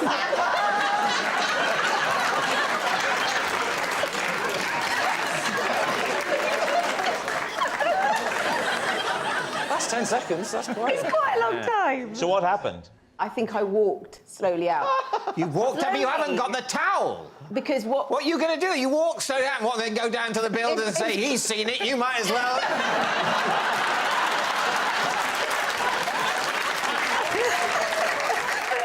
All right, who's next? Bob, what was the pest control situation that Mario initially had to resolve for you? It was moths. Whereabouts? It was in my, not quite... Wallet. wallet joke. I love a moth in a wallet joke. Proper old school. Oh, my God. It was like, it's like a half basement. It's where I store everything. Lots of bags of clothes that we, you know, haven't thrown out. Mario came round to sort it out, and it ain't easy. Where do the rats come in? Yeah, 'Cause where you said did you- rats, didn't you? I got talking to Mario, and he showed me a picture of a rat. Well, I mean, just like you do, sort of just as you're chatting, and I tell you Oh, I'm what, absolutely there's a picture of a rat. Yeah, if you saw the picture, Yeah. you'd show it to anyone. Why, is it a big rat? Oh, wow, it looks like it's this big. Yeah. But I said, no, that's just him hold it, you know, towards the camera thing. Yeah. So it looks massive. And he was a bit offended by this. So subsequently, with his company, Rats All Folks. No, he had a very normal name. Yeah. Murder She Roach. But he didn't like me doubting him. And so how now, big- whenever he gets a whopper, Yeah. bing! Do you have a favourite rat picture he sent you? Yeah, I won't let you see it, but wait. Have a look at this one, Lee. Wow. That's quite something. That is genuinely shocking, and not sure that's legal, Bob. All righty, now Lee. Lee. OK, Lee, remind us of your story. So this is Mario, and we had a row because he thought I was honking him, when in fact I was on my way to the garage to fix my faulty horn. So the fault was that it wouldn't stop honking? Yeah, it was honking randomly. So it was sort of going off at different times. You didn't know when it was going to honk, and Correct, it was sometimes not. correct. And how many times did it go off when you were behind him? I'd say at least a dozen. Sometimes it was a... Sometimes it was a... So how did the fight break out? Well, we had a row, not a fight. I'm not an animal. So we were driving along, and he's in front of me, and I'm probably a little bit too close to him, which was my mistake. But it went, and I sort of went, it's very hard to mime. I'm sorry, there's something wrong with my horn. Well, actually, there is a way of doing it, but. So I could see him looking every time it went, and I was going, this is all fine, you know. But it just, and eventually he stops in the road, and I couldn't get past him. And he gets out of the car and he approaches me. Oh. I opened the window and I thought, I better keep this up. So I just went, look, I'm sorry, mate, but... I've caught this off the car. He came around, you opened the window... I didn't do that because it's not 1986, David. No, I went like that. And that was annoying because you won't believe the noise it made when I opened the window. Yeah. And... Tell us what happens then. So he then said, you've got a problem, mate. He appears to have a problem. Yeah. You've got a problem, mate. Yeah. And I said, I'm beeping you because my horn is broken. He does it for no apparent reason. Don't you beat me, mate. I'll give you what for. Yeah. At this point, he grabs me and he says, you do that one more time, mate. You do that one more time. and I'll be straight back. Given that he was that aggressive to you, you seem very relaxed being this close to him. Yeah, but I did insist on the screens. Because that's how we first met. If I did that now, they'd go down and he'd attack me. OK, we need an answer. So, is Mario Angelica's blushing builder, Bob's pest controller pal, or Lee's road rager? Well, I mean, I'm tempted to eliminate Lee quite early on. It did start falling to pieces. I think Angelica's sounds like a real possibility. Like, that is something that could easily happen, I reckon. What's difficult is the 10 seconds, isn't it? Let's be fair. I mean, you'd just scream and run away, wouldn't you? I scream when I see my own reflection naked. yeah, absolutely. You wouldn't stand there at 10 I seconds. just have to tell my... Cover the mirrors once more! I also reckon you quite like getting rat pictures. Yeah. Who would you stay in contact with? Someone you flashed at or someone who sends you pictures of rats? And I think it's more likely to be Bob, myself. Oh, God, I think it's Angelica. Do you? Oh, I know, Please sorry. agree. I'm sorry. Or I'll have to think. I know, I'm sorry, I'm sorry. Go with Bob. Yeah. You want to go with Bob, don't you? I just want to be right. Sometimes I really don't care, but on this moment I want to be right. I thought this show was a bit of fun. So did I. OK, we're going to go for Bob. You're saying it's Bob. Going to go for Bob. Bob, you're saying it's... Can we get it over with? OK, we're going for Bob. Mario, would you please reveal your true identity? Hi, I'm Mario, and Angelica accidentally exposed herself to me. Yes. Mario is Angelica's blushing builder. Thank you very much, Mario. So confused. He genuinely just showed me a picture of a man holding a huge rat. Why? I've got lots of pictures of rats. Can we just settle this once and for all? Angelica, have you got any photographic evidence? Please welcome this week's special guest, Roger.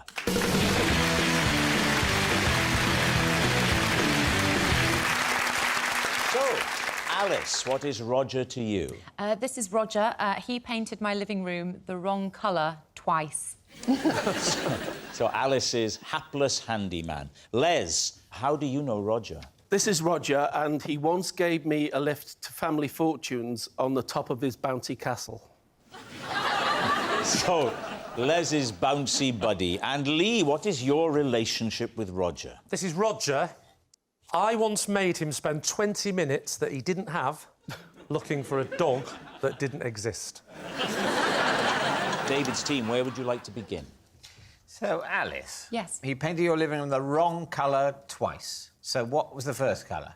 The first colour was, I believe, called Railings. It's a kind of navy blue from a very posh paint brand. And what was the colour that you wanted? I wanted a dusty kind of plaster pink. What? That is quite different. It's quite different, yeah. And the second go? I got a pink that wasn't a dusty plaster pink. You like a bit of pink, don't you? I love a bit of pink, yeah. And then what happened? You're wearing pink. He's not being creepy. That's why. With having a Lancastrian accent, everything sounds a bit wrong, doesn't it? You love a bit of pink, don't you? Yeah. To be fair to Roger, the first time it was your fault, but the second time it was my fault. How are you painting pink over very, very dark blue? I'm glad you asked that. I don't know, but thank goodness you can't see it through anymore, because I would have been livid. That's a great response. Well, I'm glad you asked because I don't know. I'm so glad you've given me the opportunity to tell you I have no idea. It is much harder to paint light over dark. Well, this was the thing, and that's why I was so... I mean, I was pretty livid. What colour were you? I was... yeah, it was sort of a kind of rosé. And then I feel like I kind of kept a lid on it, but only because Roger said he'd sort it out and was very apologetic. You should have taken the lid off. You'd have seen what he was painting. If it turns out that he is a painter and decorator, I'm just glad that he's turned up. I'd also like to say it's the longest I've ever heard a painter and decorator not talking. This is very interesting, Lee, that you're speculating so much about the profession of the person who you know to have been someone you spoke to about a dog. Now, Les, Yes. you were wanting a pink. How was there miscommunication where you're asking for a pink and he gives you railings? Sure. When he came round to do the quote, he came... I've got very high ceilings, don't want to show off, so he did his quote, quite expensive, because, you know, period property. And so worked it out, wrote it in his little book. Then I went away, then he did his stuff. So that's how I think it was just next to another customer's decision. Right. So you first called him out on it when you saw the railings up on the wall? Yeah, so that's when he was very apologetic and said, I'll sort it as soon as I can. So what went wrong the second time? So the second time, I sent a link to the new colour. Yes. But I sent a link to a colour that I'd been considering. Yes. When you're swatching it and everything. Yes. So that's when it's So that my was fault. your because error. So that was my error. So did you have to pay for the second Well, now one? I just live with that colour. Oh, you just left it up? Well, because we've been doing this for about 3 years now, haven't we? It's taken forever. You've got really high ceilings. All right, who would you like to quiz next? So, Les, the lift on the bouncy castle, how did that come about? Roger worked on Family Fortunes. You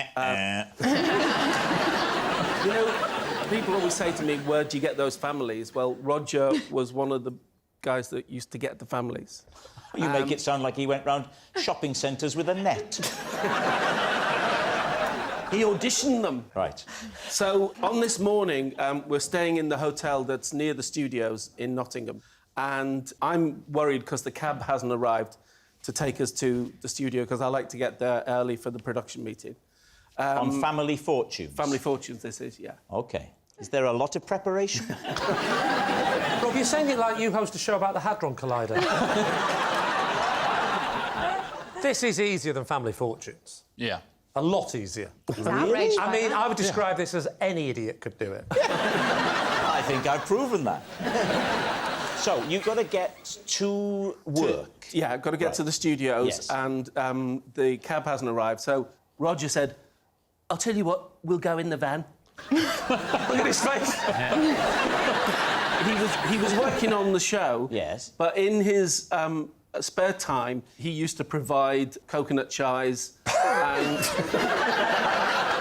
coconut shies and skittle alleys and also bouncy castles for fetes and for kids' parties. So you're late for Family Fortunes. Yeah. Les is the man who finds the families, but he also has a bouncy castle company. No, I'm Les, that's Roger. Roger? As I was saying, any idiot could host this show. Any idiot. I'm proving it's not as easy as it looks. Do you know what? If he'd have got here earlier and learned the names...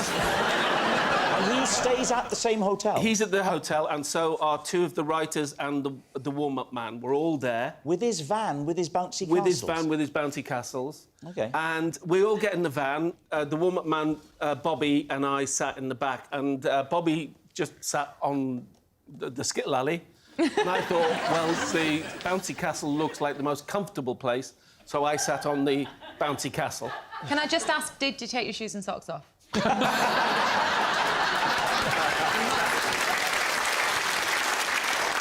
It wasn't fully up, it was deflated. So we get in the van, and when we get to the studio, the security man doesn't come out at first, so Roger gets his bugle out.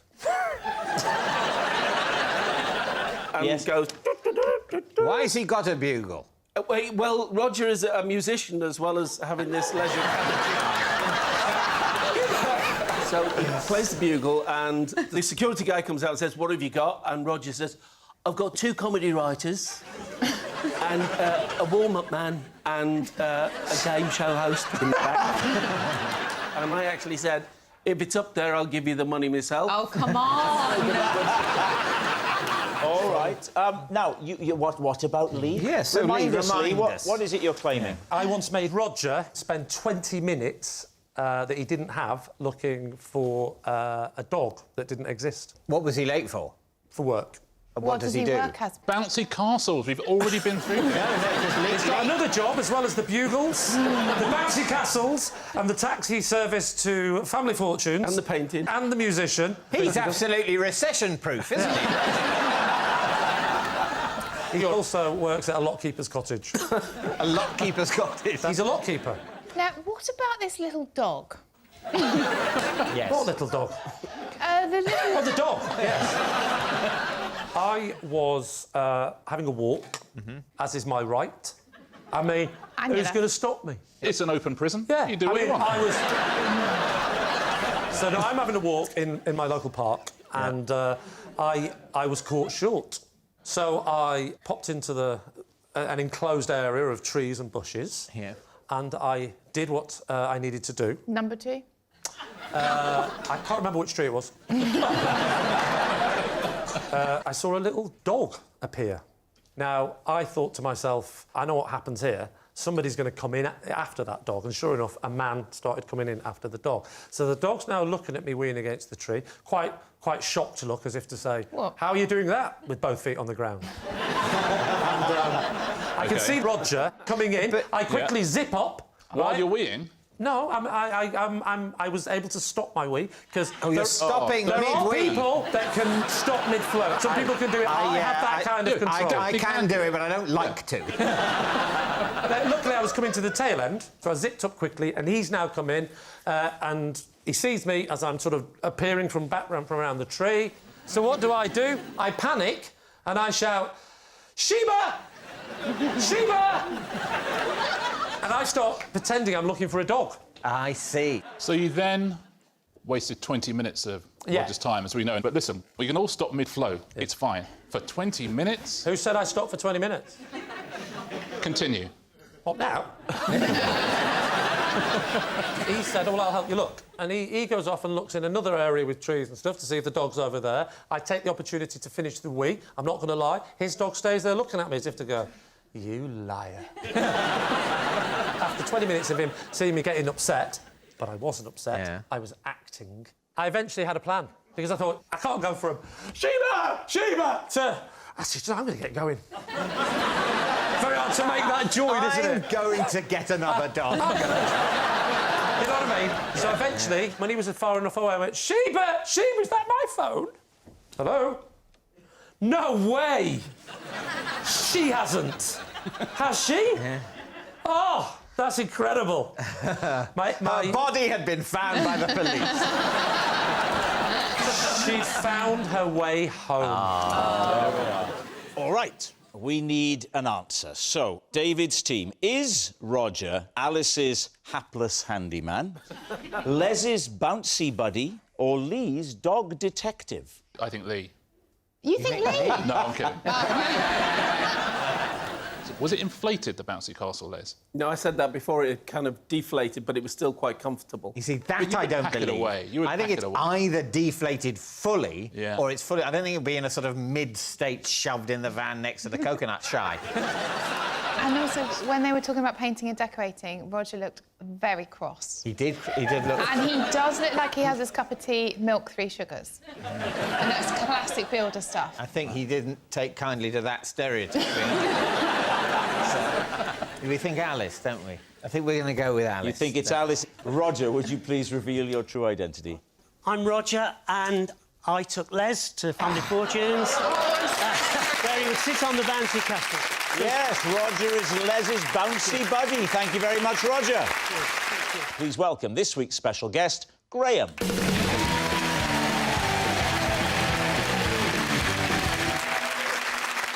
So, Bobby, what is Graham to you? So this is Graham.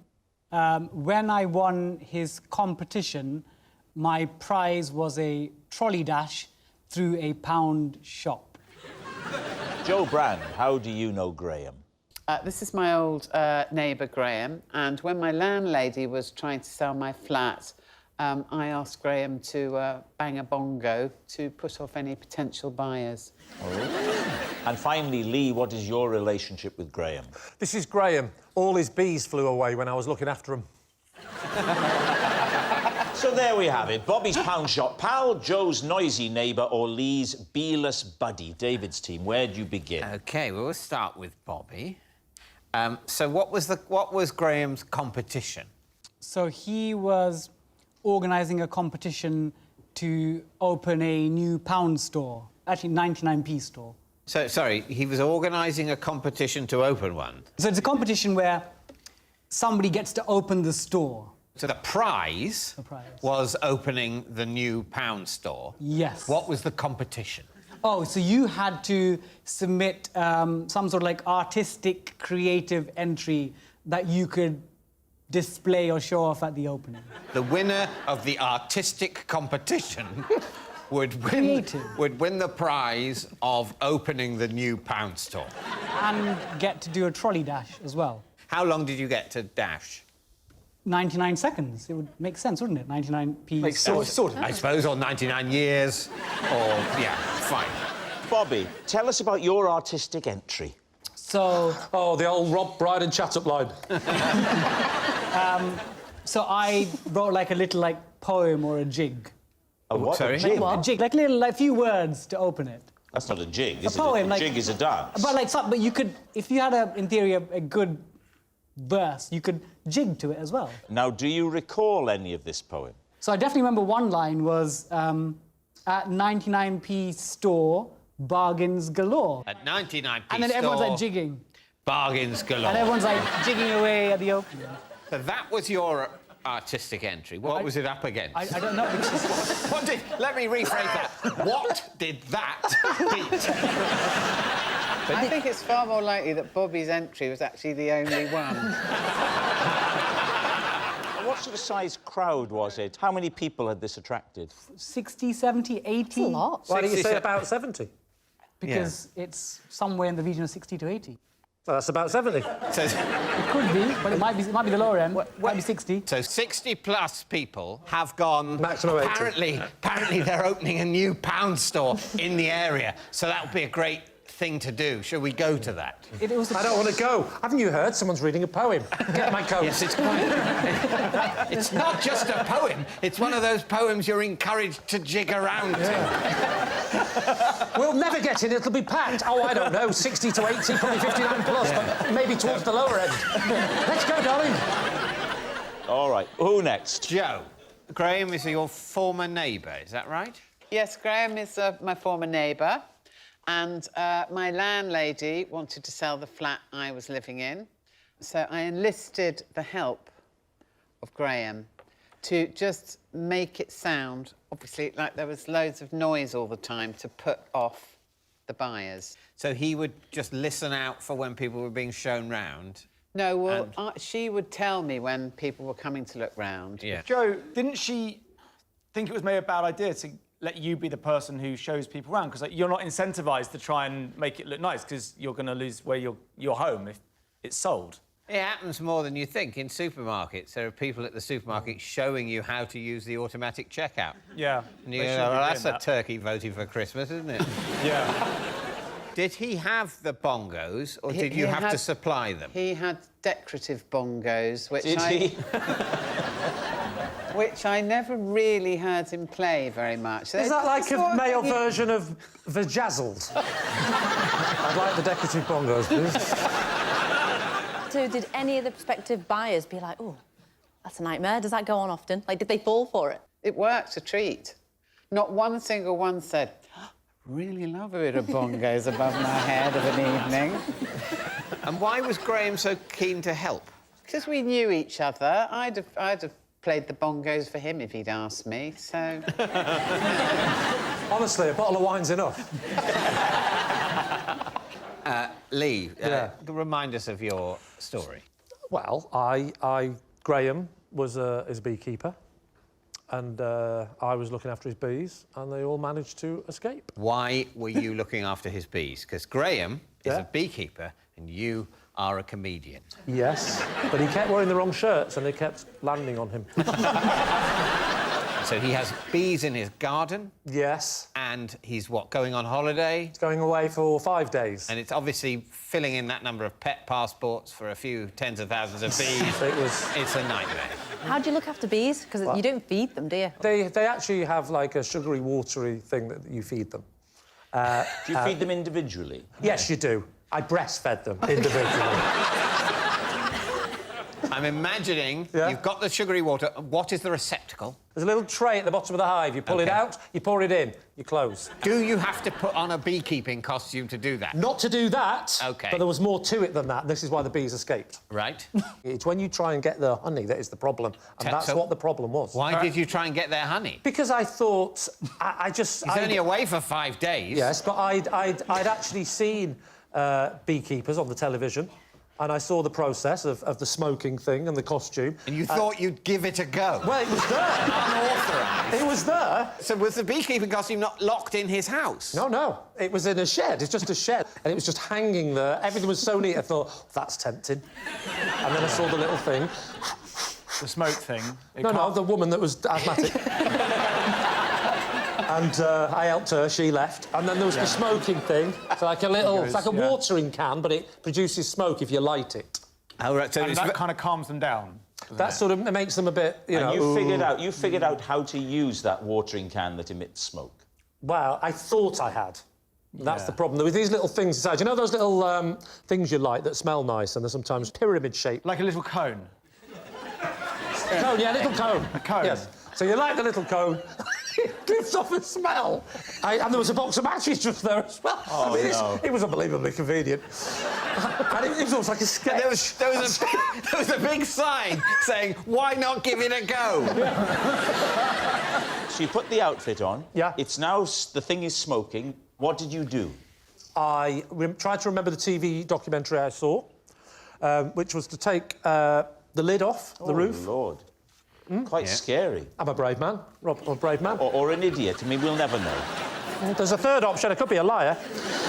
So I decided to take the lid off. Whoa, so you took the lid off before smoking them? No, you take the lid off, then you smoke in a downward position. It goes down. Smoking in a downward position? You smoke down because... rises. No, you don't, because too much smoke can actually kill them. Because if you put it in the bottom and it goes up, it could kill them. It's like the old phrase, never smoke a beehive from the bottom. So you start smoking from above. I went... And so when you push it, it forces the smoke down before it floats back up. But it was like a dragon. Yeah. Right, it came out like that. Right. And the bees sort of like that, looked up like that. And then a few of them started to come out, but then the big thing happened. The Queen turned up. How did you identify the Queen? She had a crown. And smoke, smoke, smoke, bees, all fly away. Right. Including the Queen. Gone. Every one of them. Every single bee? Well, there was one in there that sort of went... Where'd everyone go? At this point, I'm panicking. Go to a pet shop. I need 45,000 bees. And he said, we don't sell bees. And you said, but you had one in your window yesterday. Maybe they'd gone to an Airbnb. Now, all right, we need an answer. So, David's team. Is Graham Bobby's pound shop pal, Joe's noisy neighbour, or Lee's beeless buddy? I don't think it's the pound shop thing, because that sounded like such a peculiar little sequence of events. I think it's probably the bongos. You think it's probably the bongos? What do you... Yeah, I like the bongo story. Although I think he could be a beekeeper. So what are you going to settle on, then? I'm feeling the bongo story. It's unlikely, but it's got to be the most likely. You're going for the bongos. Graham, would you please reveal your true identity? I'm Graham, and I let Bobby go on a trolley dash. Yes, and we have a picture from the local newspaper to prove this. Look, there he is. Wow. Yes, Graham is Bobby's pound shop pal. Thank you very much, Graham. So please welcome this week's special guest, Melissa.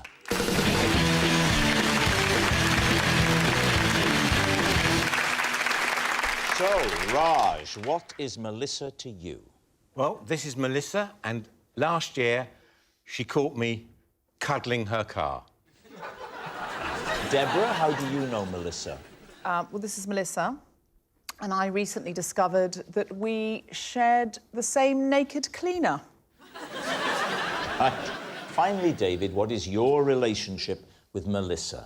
This is Melissa, and she once assaulted me with a super soaker when she mistook me for a fox. Lee's team, where do you want to begin? Well, it's got to be Raj, hasn't it? Yeah. So, why are you cuddling her car? I had a car which was my pride and joy. It wasn't the value, it was just a Spitfire. It was a really nice blue Spitfire. Which stage of your life was this, Raj? To be honest, I sold the car only about 6 years ago. And I hadn't seen the car for all that time. And as lockdown was easing, we were told that you could actually drive to beauty spots and go for a walk. We got in the car, we drove to the parking spot at Hempstead Forest. Oh, Hampstead Forest, yeah. No, Hempstead. Hempstead? I just thought you were very posh. The car at Hempstead Forest. It's about 2 miles from where I live. OK. And we parked up, and lo and behold, there was my old car. So you went and embraced the car? Well, I would never have sold that car, but it was about the time when I really had a bad back. So it was just too much getting in and out of the Spitfire. It was really low. So my wife said, you know, you've got to... Rob's the same, getting in and out of his bath. Yeah. You've got a little door now, haven't you, Rob? So I saw the car. You saw your car, and it's obviously same red, and so literally, you know it's yours. we were in a good mood, the sun was shining, we were able to go for a walk, and I said to Sue, you know, it's my old car. You said to Sue? Yes, Sue's my wife. So I said to Sue, oh, man, it's my old car, and I just said, oh, I've got to give it a hug. And so I went over, and literally, I was giving it a hug, and this lovely lady came up to me and said, excuse me, but what are you doing with my car? Right, can I just ask you a question? Have you come on national television to invent an alibi about you and your wife going dogging?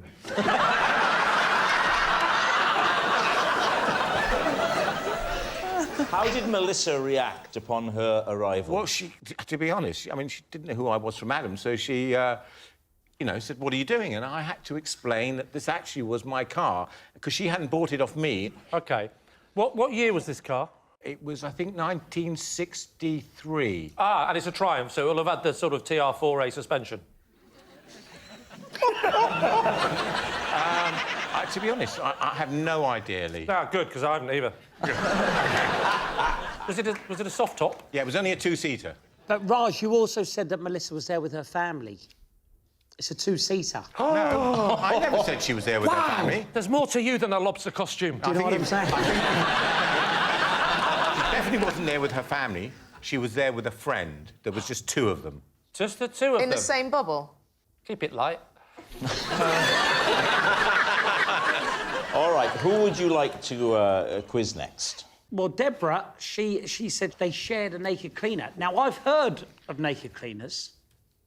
Are you serious? Yeah. Is it a thing? It is a thing, and I know two people that have them. Wait, stop. No, because I can't say who it is. Well, we know who they are.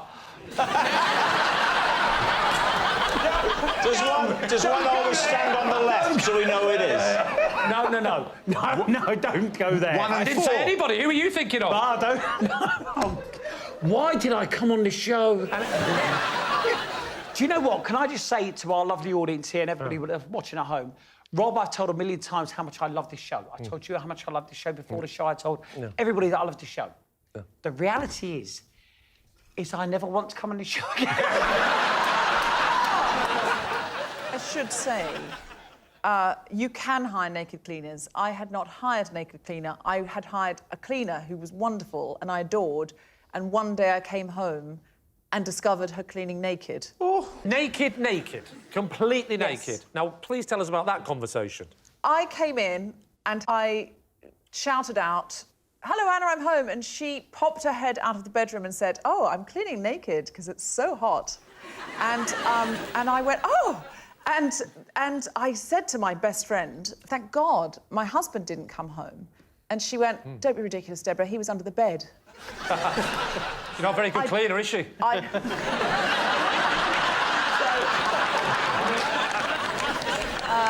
Yeah, and anyway, it then turned out it was just something that she liked to do. If it got very hot and there was no one home, she enjoyed cleaning naked. Right, so, and did you say this is fine? Well, yeah, I mean, you know, I feel very grateful anyone will come and hoover and clean my bathroom as it is. I'm not going to start making stipulations like you have to have clothes on. I don't think that's a strict rule. I think you're allowed to say, you know, tea's in the kitchen, milk's in the fridge, keep your clothes on. I think that's completely fine. No, because I feel uncomfortable. Then I feel like I'm one of the lords and ladies in Downton Abbey. So you think by saying keep your clothes on it makes you sound a bit uppity? Yeah, just generally... It's a good point, actually, because I'm worried. I've got a cleaner and I'm worried I'm not down to earth as I used to be. So when I get back, I'm going to say, can you take all your clothes off? Because I'm a little bit worried that people are getting the wrong impression of me. So Melissa isn't the cleaner that... No. What's the connection? OK, so I was at a party and I overheard behind me someone telling my anecdote, which was I came home, the cleaner put her head out the bedroom saying, I'm cleaning naked because it's so hot. And I thought, she's stolen my anecdote. So I just went, excuse me, that's my story.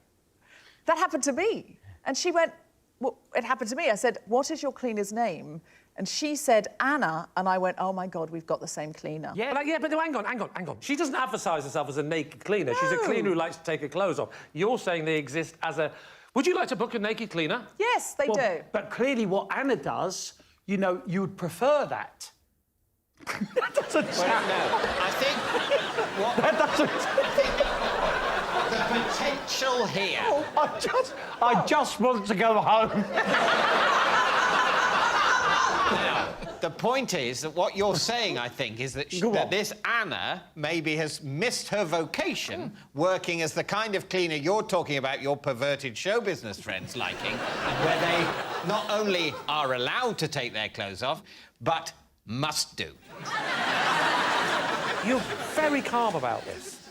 You're like, OK, that's fine, that's your attitude. I'm shocked. You know, you're married. Do you want your husband to see a naked woman cleaning the house? Oh, he would just be... He's like David. He would be... He was very like David. He would just be really embarrassed about it. He'd just be a bit embarrassed? He'd just be a bit embarrassed.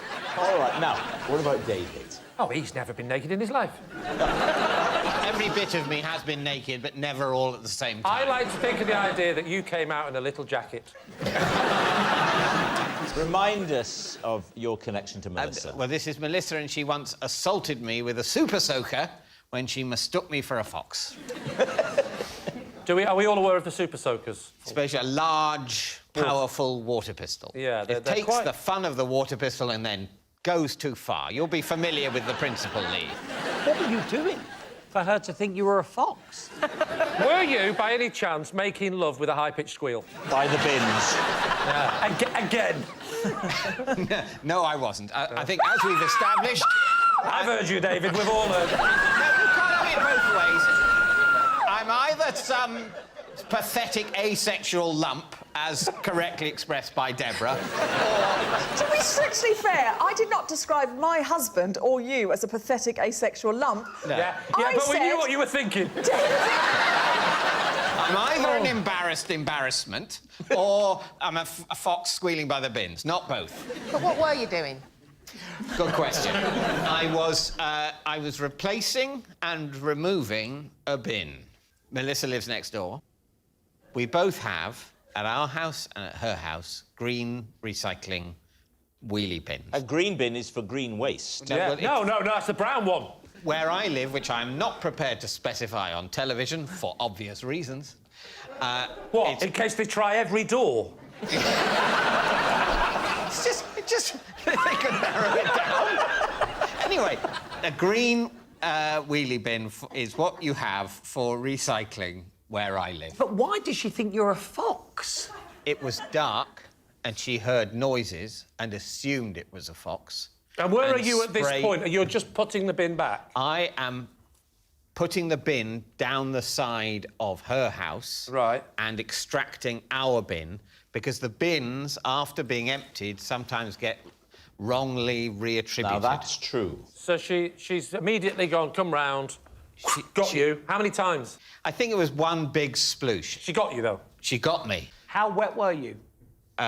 Is there a unit of wetness? I don't remember it hurting, but it was shocking and wet. That's his profile on Match.com. I wouldn't describe it as pain, but it was definitely... That's the second list. It was shocking and... Shocking, not too wet, but painful. All right. Similar for fun and games. We need an answer. So, Lee's team, is Melissa Raj's motoring mate, Deborah's cleaner companion, or David's sharpshooter? I'm Team Deborah. Having the same anecdote and being furious about someone stealing your anecdote and finding out you independently had experienced the same thing would bond you. I'm believing Raj. Are you? I am, yeah, because I could imagine he would get excited about it. It's something that he would do. What do you think, Lee? Well, everything about David's story makes sense. He would swap the bins in a way that no other human being would. Not just, oh, yeah, sorry, got your bin. Oh, no, that's fine. Oh, no, I better put it back secretly. She'll hate me otherwise. Right, so, I'm now going to make a decision.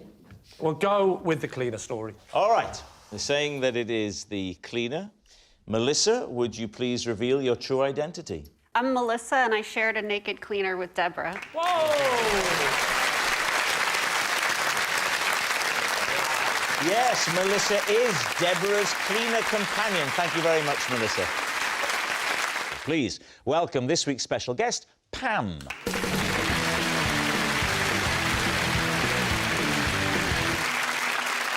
So, Victoria, what is Pam to you? This is Pam. She once returned my missing cat, only for my actual cat to turn up 2 days later. Right, Victoria's pet pal. Rod, how do you know Pam? This is Pam. I once had to say sorry to her for throwing my welly at her owls. Rod's owl owner. And finally, Lee, what is your relationship with Pam? This is Pam. She once walked into her hotel room to find me in her bath. So there we have it. David's team, where to begin? So, Victoria, so you had lost your cat. Yes. Is that right? Yeah. And what did the cat look like? Black. Just black all over? Correct. And how long had the cat been missing? Maybe 2 or 3 days. Right. And had you done anything about the cat being missing? Yeah. We'd put flyers up on bus stops, lampposts, newsagents' window. Yeah. Name of the cat? Romeo. Romeo. And so... Did you put underneath wherefore art thou? No, but I should have done. Except, of course, that means why are you? Yes, Not good where. point, David. I realised he didn't realise that. No. Yeah, I love working with you, David. Yeah. Such fun. If it's any consolation, Lee, and I know it will be, I welled up with self-loathing even as I said it. But I couldn't not say it. Well, so, that's fair enough. This is one of the many things I'm dealing with. OK. Well, can you hurry up and get it sorted out? That's what my therapist says at every session. So soon after the, as it were, the flyering campaign, Pam turned up. Yep. And did you know Pam before? Vaguely. How did you know her? Because she's the landlady of my local pub. Right. Which and she says vaguely. You mean very well, Victoria. So when she brought the fake Romeo back, did you know it wasn't your cat? No, I thought it was Romeo. We were completely happy to have him back. He he looked a bit thinner. A bit more black and whitey. A bit more doggy. So then when the real Romeo came back... So there was meowing at the back door 2 days-ish after that, and opened the back door, and there was Romeo. Yeah. So then I thought, oh, my God, I've got to go back to Pam. Yeah. To say, whose is this cat? Because he's not mine. Yeah. So we decided that we should take it to the Battersea Cats and Dogs Home, which we did. Do people go to Battersea Cats Home and go, we've lost our cat? Yeah, you ring up. It's not a good sister. You ring up and you go, my cat's gone missing. What does it look like? It's black. I'll go and have a look. Yeah, we found it. Do you know if the original owner was ever reunited with fake Romeo? I do, because I rang about 7 days later to find out what had happened, and fake Romeo had been reunited with his owner. That's a lovely end to the story. Was Pam the real owner? Was it that like the twist in the story? Who would you like to quiz next? Rod. Just remind us, Rod, of your statement, please. This is Pam, and I once had to say sorry to her for throwing my welly at her owls. Rod, Yeah. Were you sharing your welly with your friend? Well, yes. I was in a way, because I say my welly, it was my welly for the duration of the welly throwing. Nice. Why was Pam's owl attending the welly throwing contest? The welly throwing contest... Yes. ...was at a little fete, a festival, It was at a wedding. It was a wedding. And the wedding people decided to have, like, a fete, a festival, a little carnival, to entertain people in the day before the wedding. Yeah, but why is that part of the festival? Just a woman was standing with owls? I mean, it's a good question. Pamela Owls were at the wedding. Are you saying Pamela Owls or Pam and her owls? There's Pam and her owls. Yes. There's welly throwing, there's food stalls, there's coconut shies, there's other things going on. OK, so it's at the Pam and her owls section. What's the activity? Just a good old look at an owl. There's a little gazebo, and then there's owls on, like, podiums. That you can go up and read about, and you can ask Pam about her owl. So these aren't models of owls, these are live owls. Oh, they're live owls. Did you say, are they live? Yeah. Well, I mean, the idea of someone coming along with owls sounds very dull. Yeah. But for Pam and her owls, and they're just little cement owls, would be... Right, thanks, Pam. I'm just going to go to the food store. Pam's got a show with her dead owls. Do you mean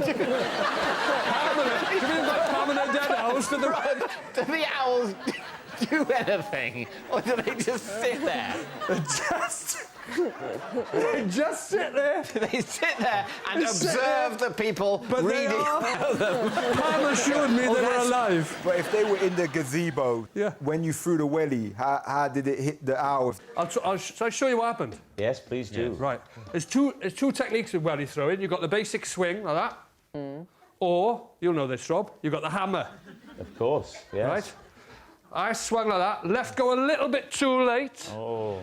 On an angle. Here's Pam and her owls, 2 owls on plinths. Yeah. I leave go of the welly. It goes straight into their gazebo. This is how I knew they were alive. It went straight through the middle of them, and the 2 of them went like that. Right. So the owls weren't hit or hurt? Thankfully. But they might have cricked their necks. Because I don't think Pam would be standing like that if I'd killed them. All right, now then, what about Lee? Just remind us. This is Pam. She once walked into a hotel room to find me in her bath. So why were you in her bath? Because I was in the wrong room. How did you end up in the wrong room? I ended up in the wrong room because I locked myself out. So you thought you'd just pick anyone? No, I went down to reception and told them this. I said, I've locked myself out. And they said, oh, what? So just go in Pam's room. They said, don't worry, she's at a wedding with her owls, you'll be all right for an hour. They said, what room are you in? Gave them the room number. Didn't realise I'd got the room number wrong. Yeah, but you've gone in the room. Correct. Haven't you noticed that your suitcase is not there? No, because and you just went straight in the bathroom like a nutter. No. You just went straight... I had checked into the hotel a few hours earlier.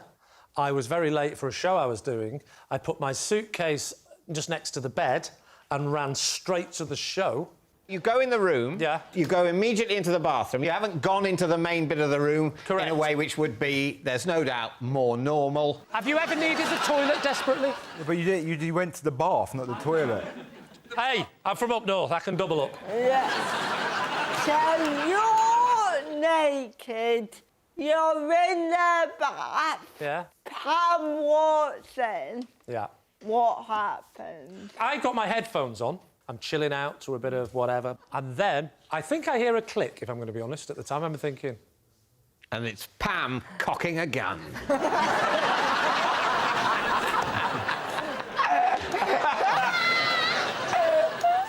Anyway, I'm lying there and she comes in. Right. This must have been a very upsetting moment Well, for both of you, but particularly for her. No, How did she react? Particularly for me. No, sir, not for you. Yeah. For you, the company was a plus. No. For her... No.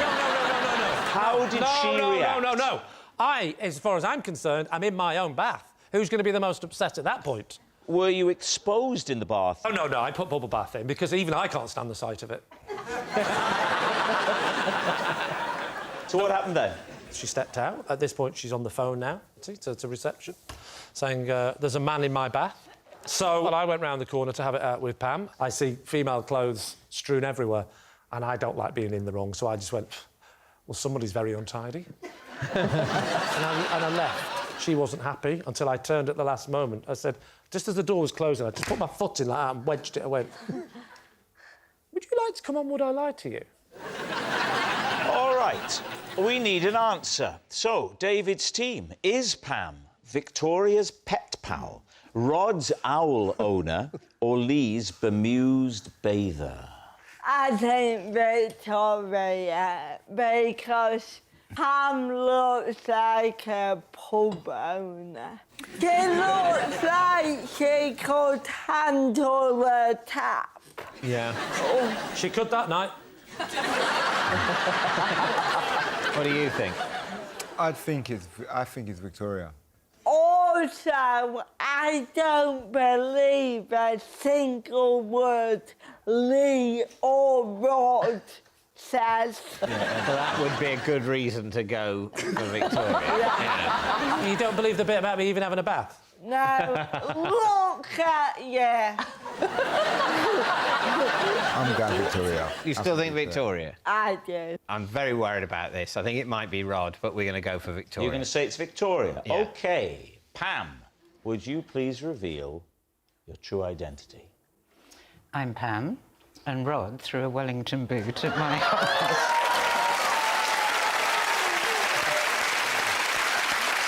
Yes, Pam is Rod's owl owner. Thank you very much, Pam.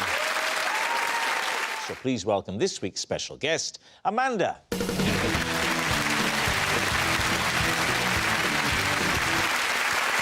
So, Mike, what is Amanda to you? This is Amanda. I once hospitalised her with my elaborate dance moves. Philippa, how do you know Amanda? This is Amanda, and she caught me smuggling my cat into her zoo. And finally, David, what is your relationship with Amanda? This is Amanda. When I kicked her child's football back, she watched in horror as it sailed through the air and knocked her mother out of her camping chair. Lee's team. Mike. How old were you? Around 20, maybe 19. OK, and where were you?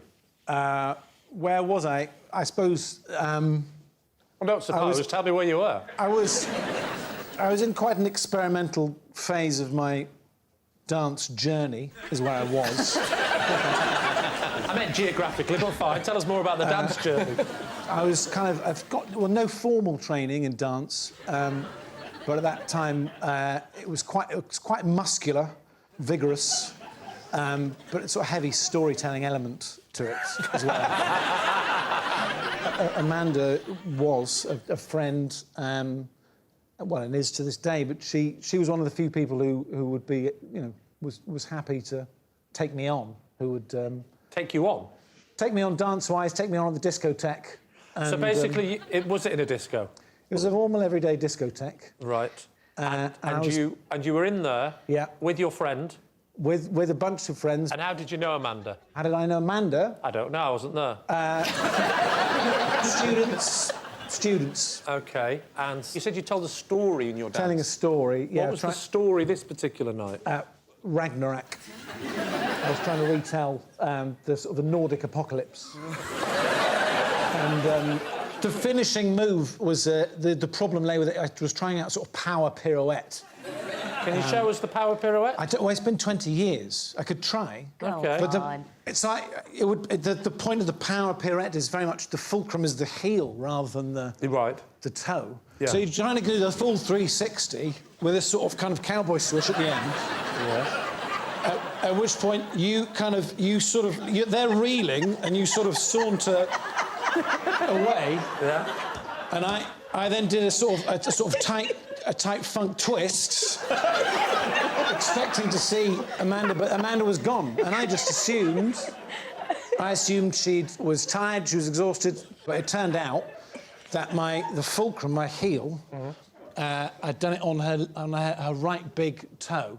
Long Pete? I don't know what she called her toes, but the torque was such that it ripped her toenail clean out. Wow. And that was just from you talking? That was... But you didn't feel that with the... Usually when you stand on something, you know you've stood on something. I didn't know, of course. I mean, if I'd known, I'd have... I'm not a monster. I have to say, that's some of the finest dancing we've ever seen on this Thank you.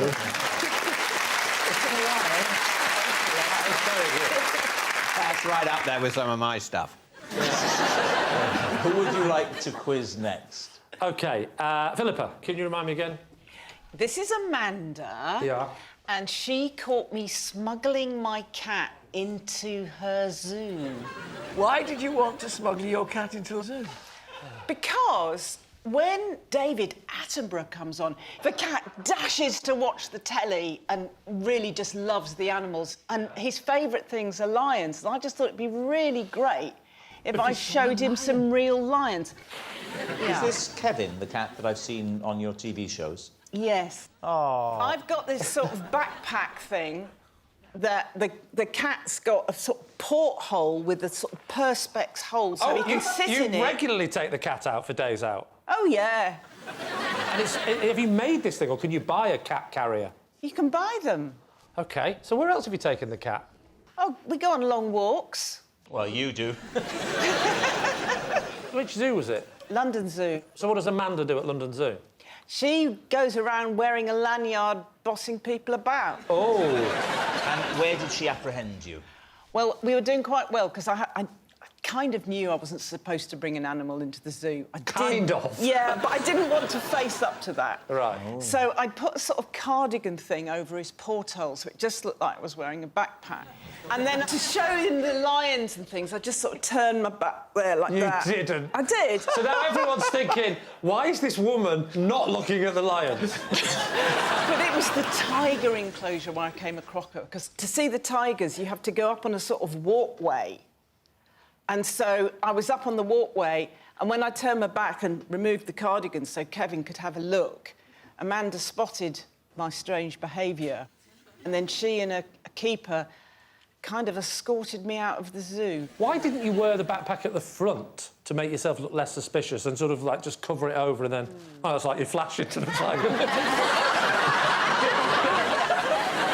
Can you talk us through the conversation with Amanda and the keeper? She said, "What are you doing?" And I said, "I'm showing Kevin the tigers." And she said, "You're not allowed to bring animals in here."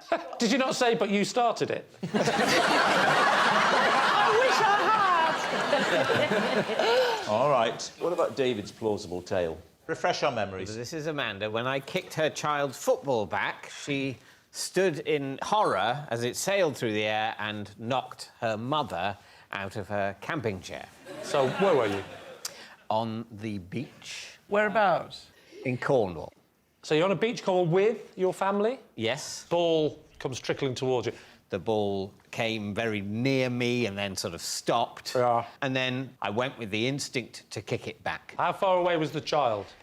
I'd say probably maybe about where Alan is. So Alan's the child? Yeah. Amanda is sort of the distance you are, Lee, and then Leisha is the mother sitting in a And you in a managed chair. to kick a football that far? Mm-hmm. Brilliant, David. Brilliantly convincing. Uh-huh. How many years ago? This was last year. Right. You thought to keep in touch, just so she'd be quite useful to come on the programme and talk about it. You've no idea. I mean, any incident at all, notes are made, numbers are taken. It's getting so desperate, he probably aimed for the mother, thinking, at least I'll have something for series 29. And what did you say? I'm assuming you shouted, "Sorry, I was aiming for your child." I went over. Yeah. Thinking, oh, I'll help the mother up, but then actually, obviously, this was last year, so it's sort of the time of COVID. Yeah, not a good time for going on holidays, but we'll let it go. So people were going to Cornwall last summer, you know. OK. I mean, that part's true. Only the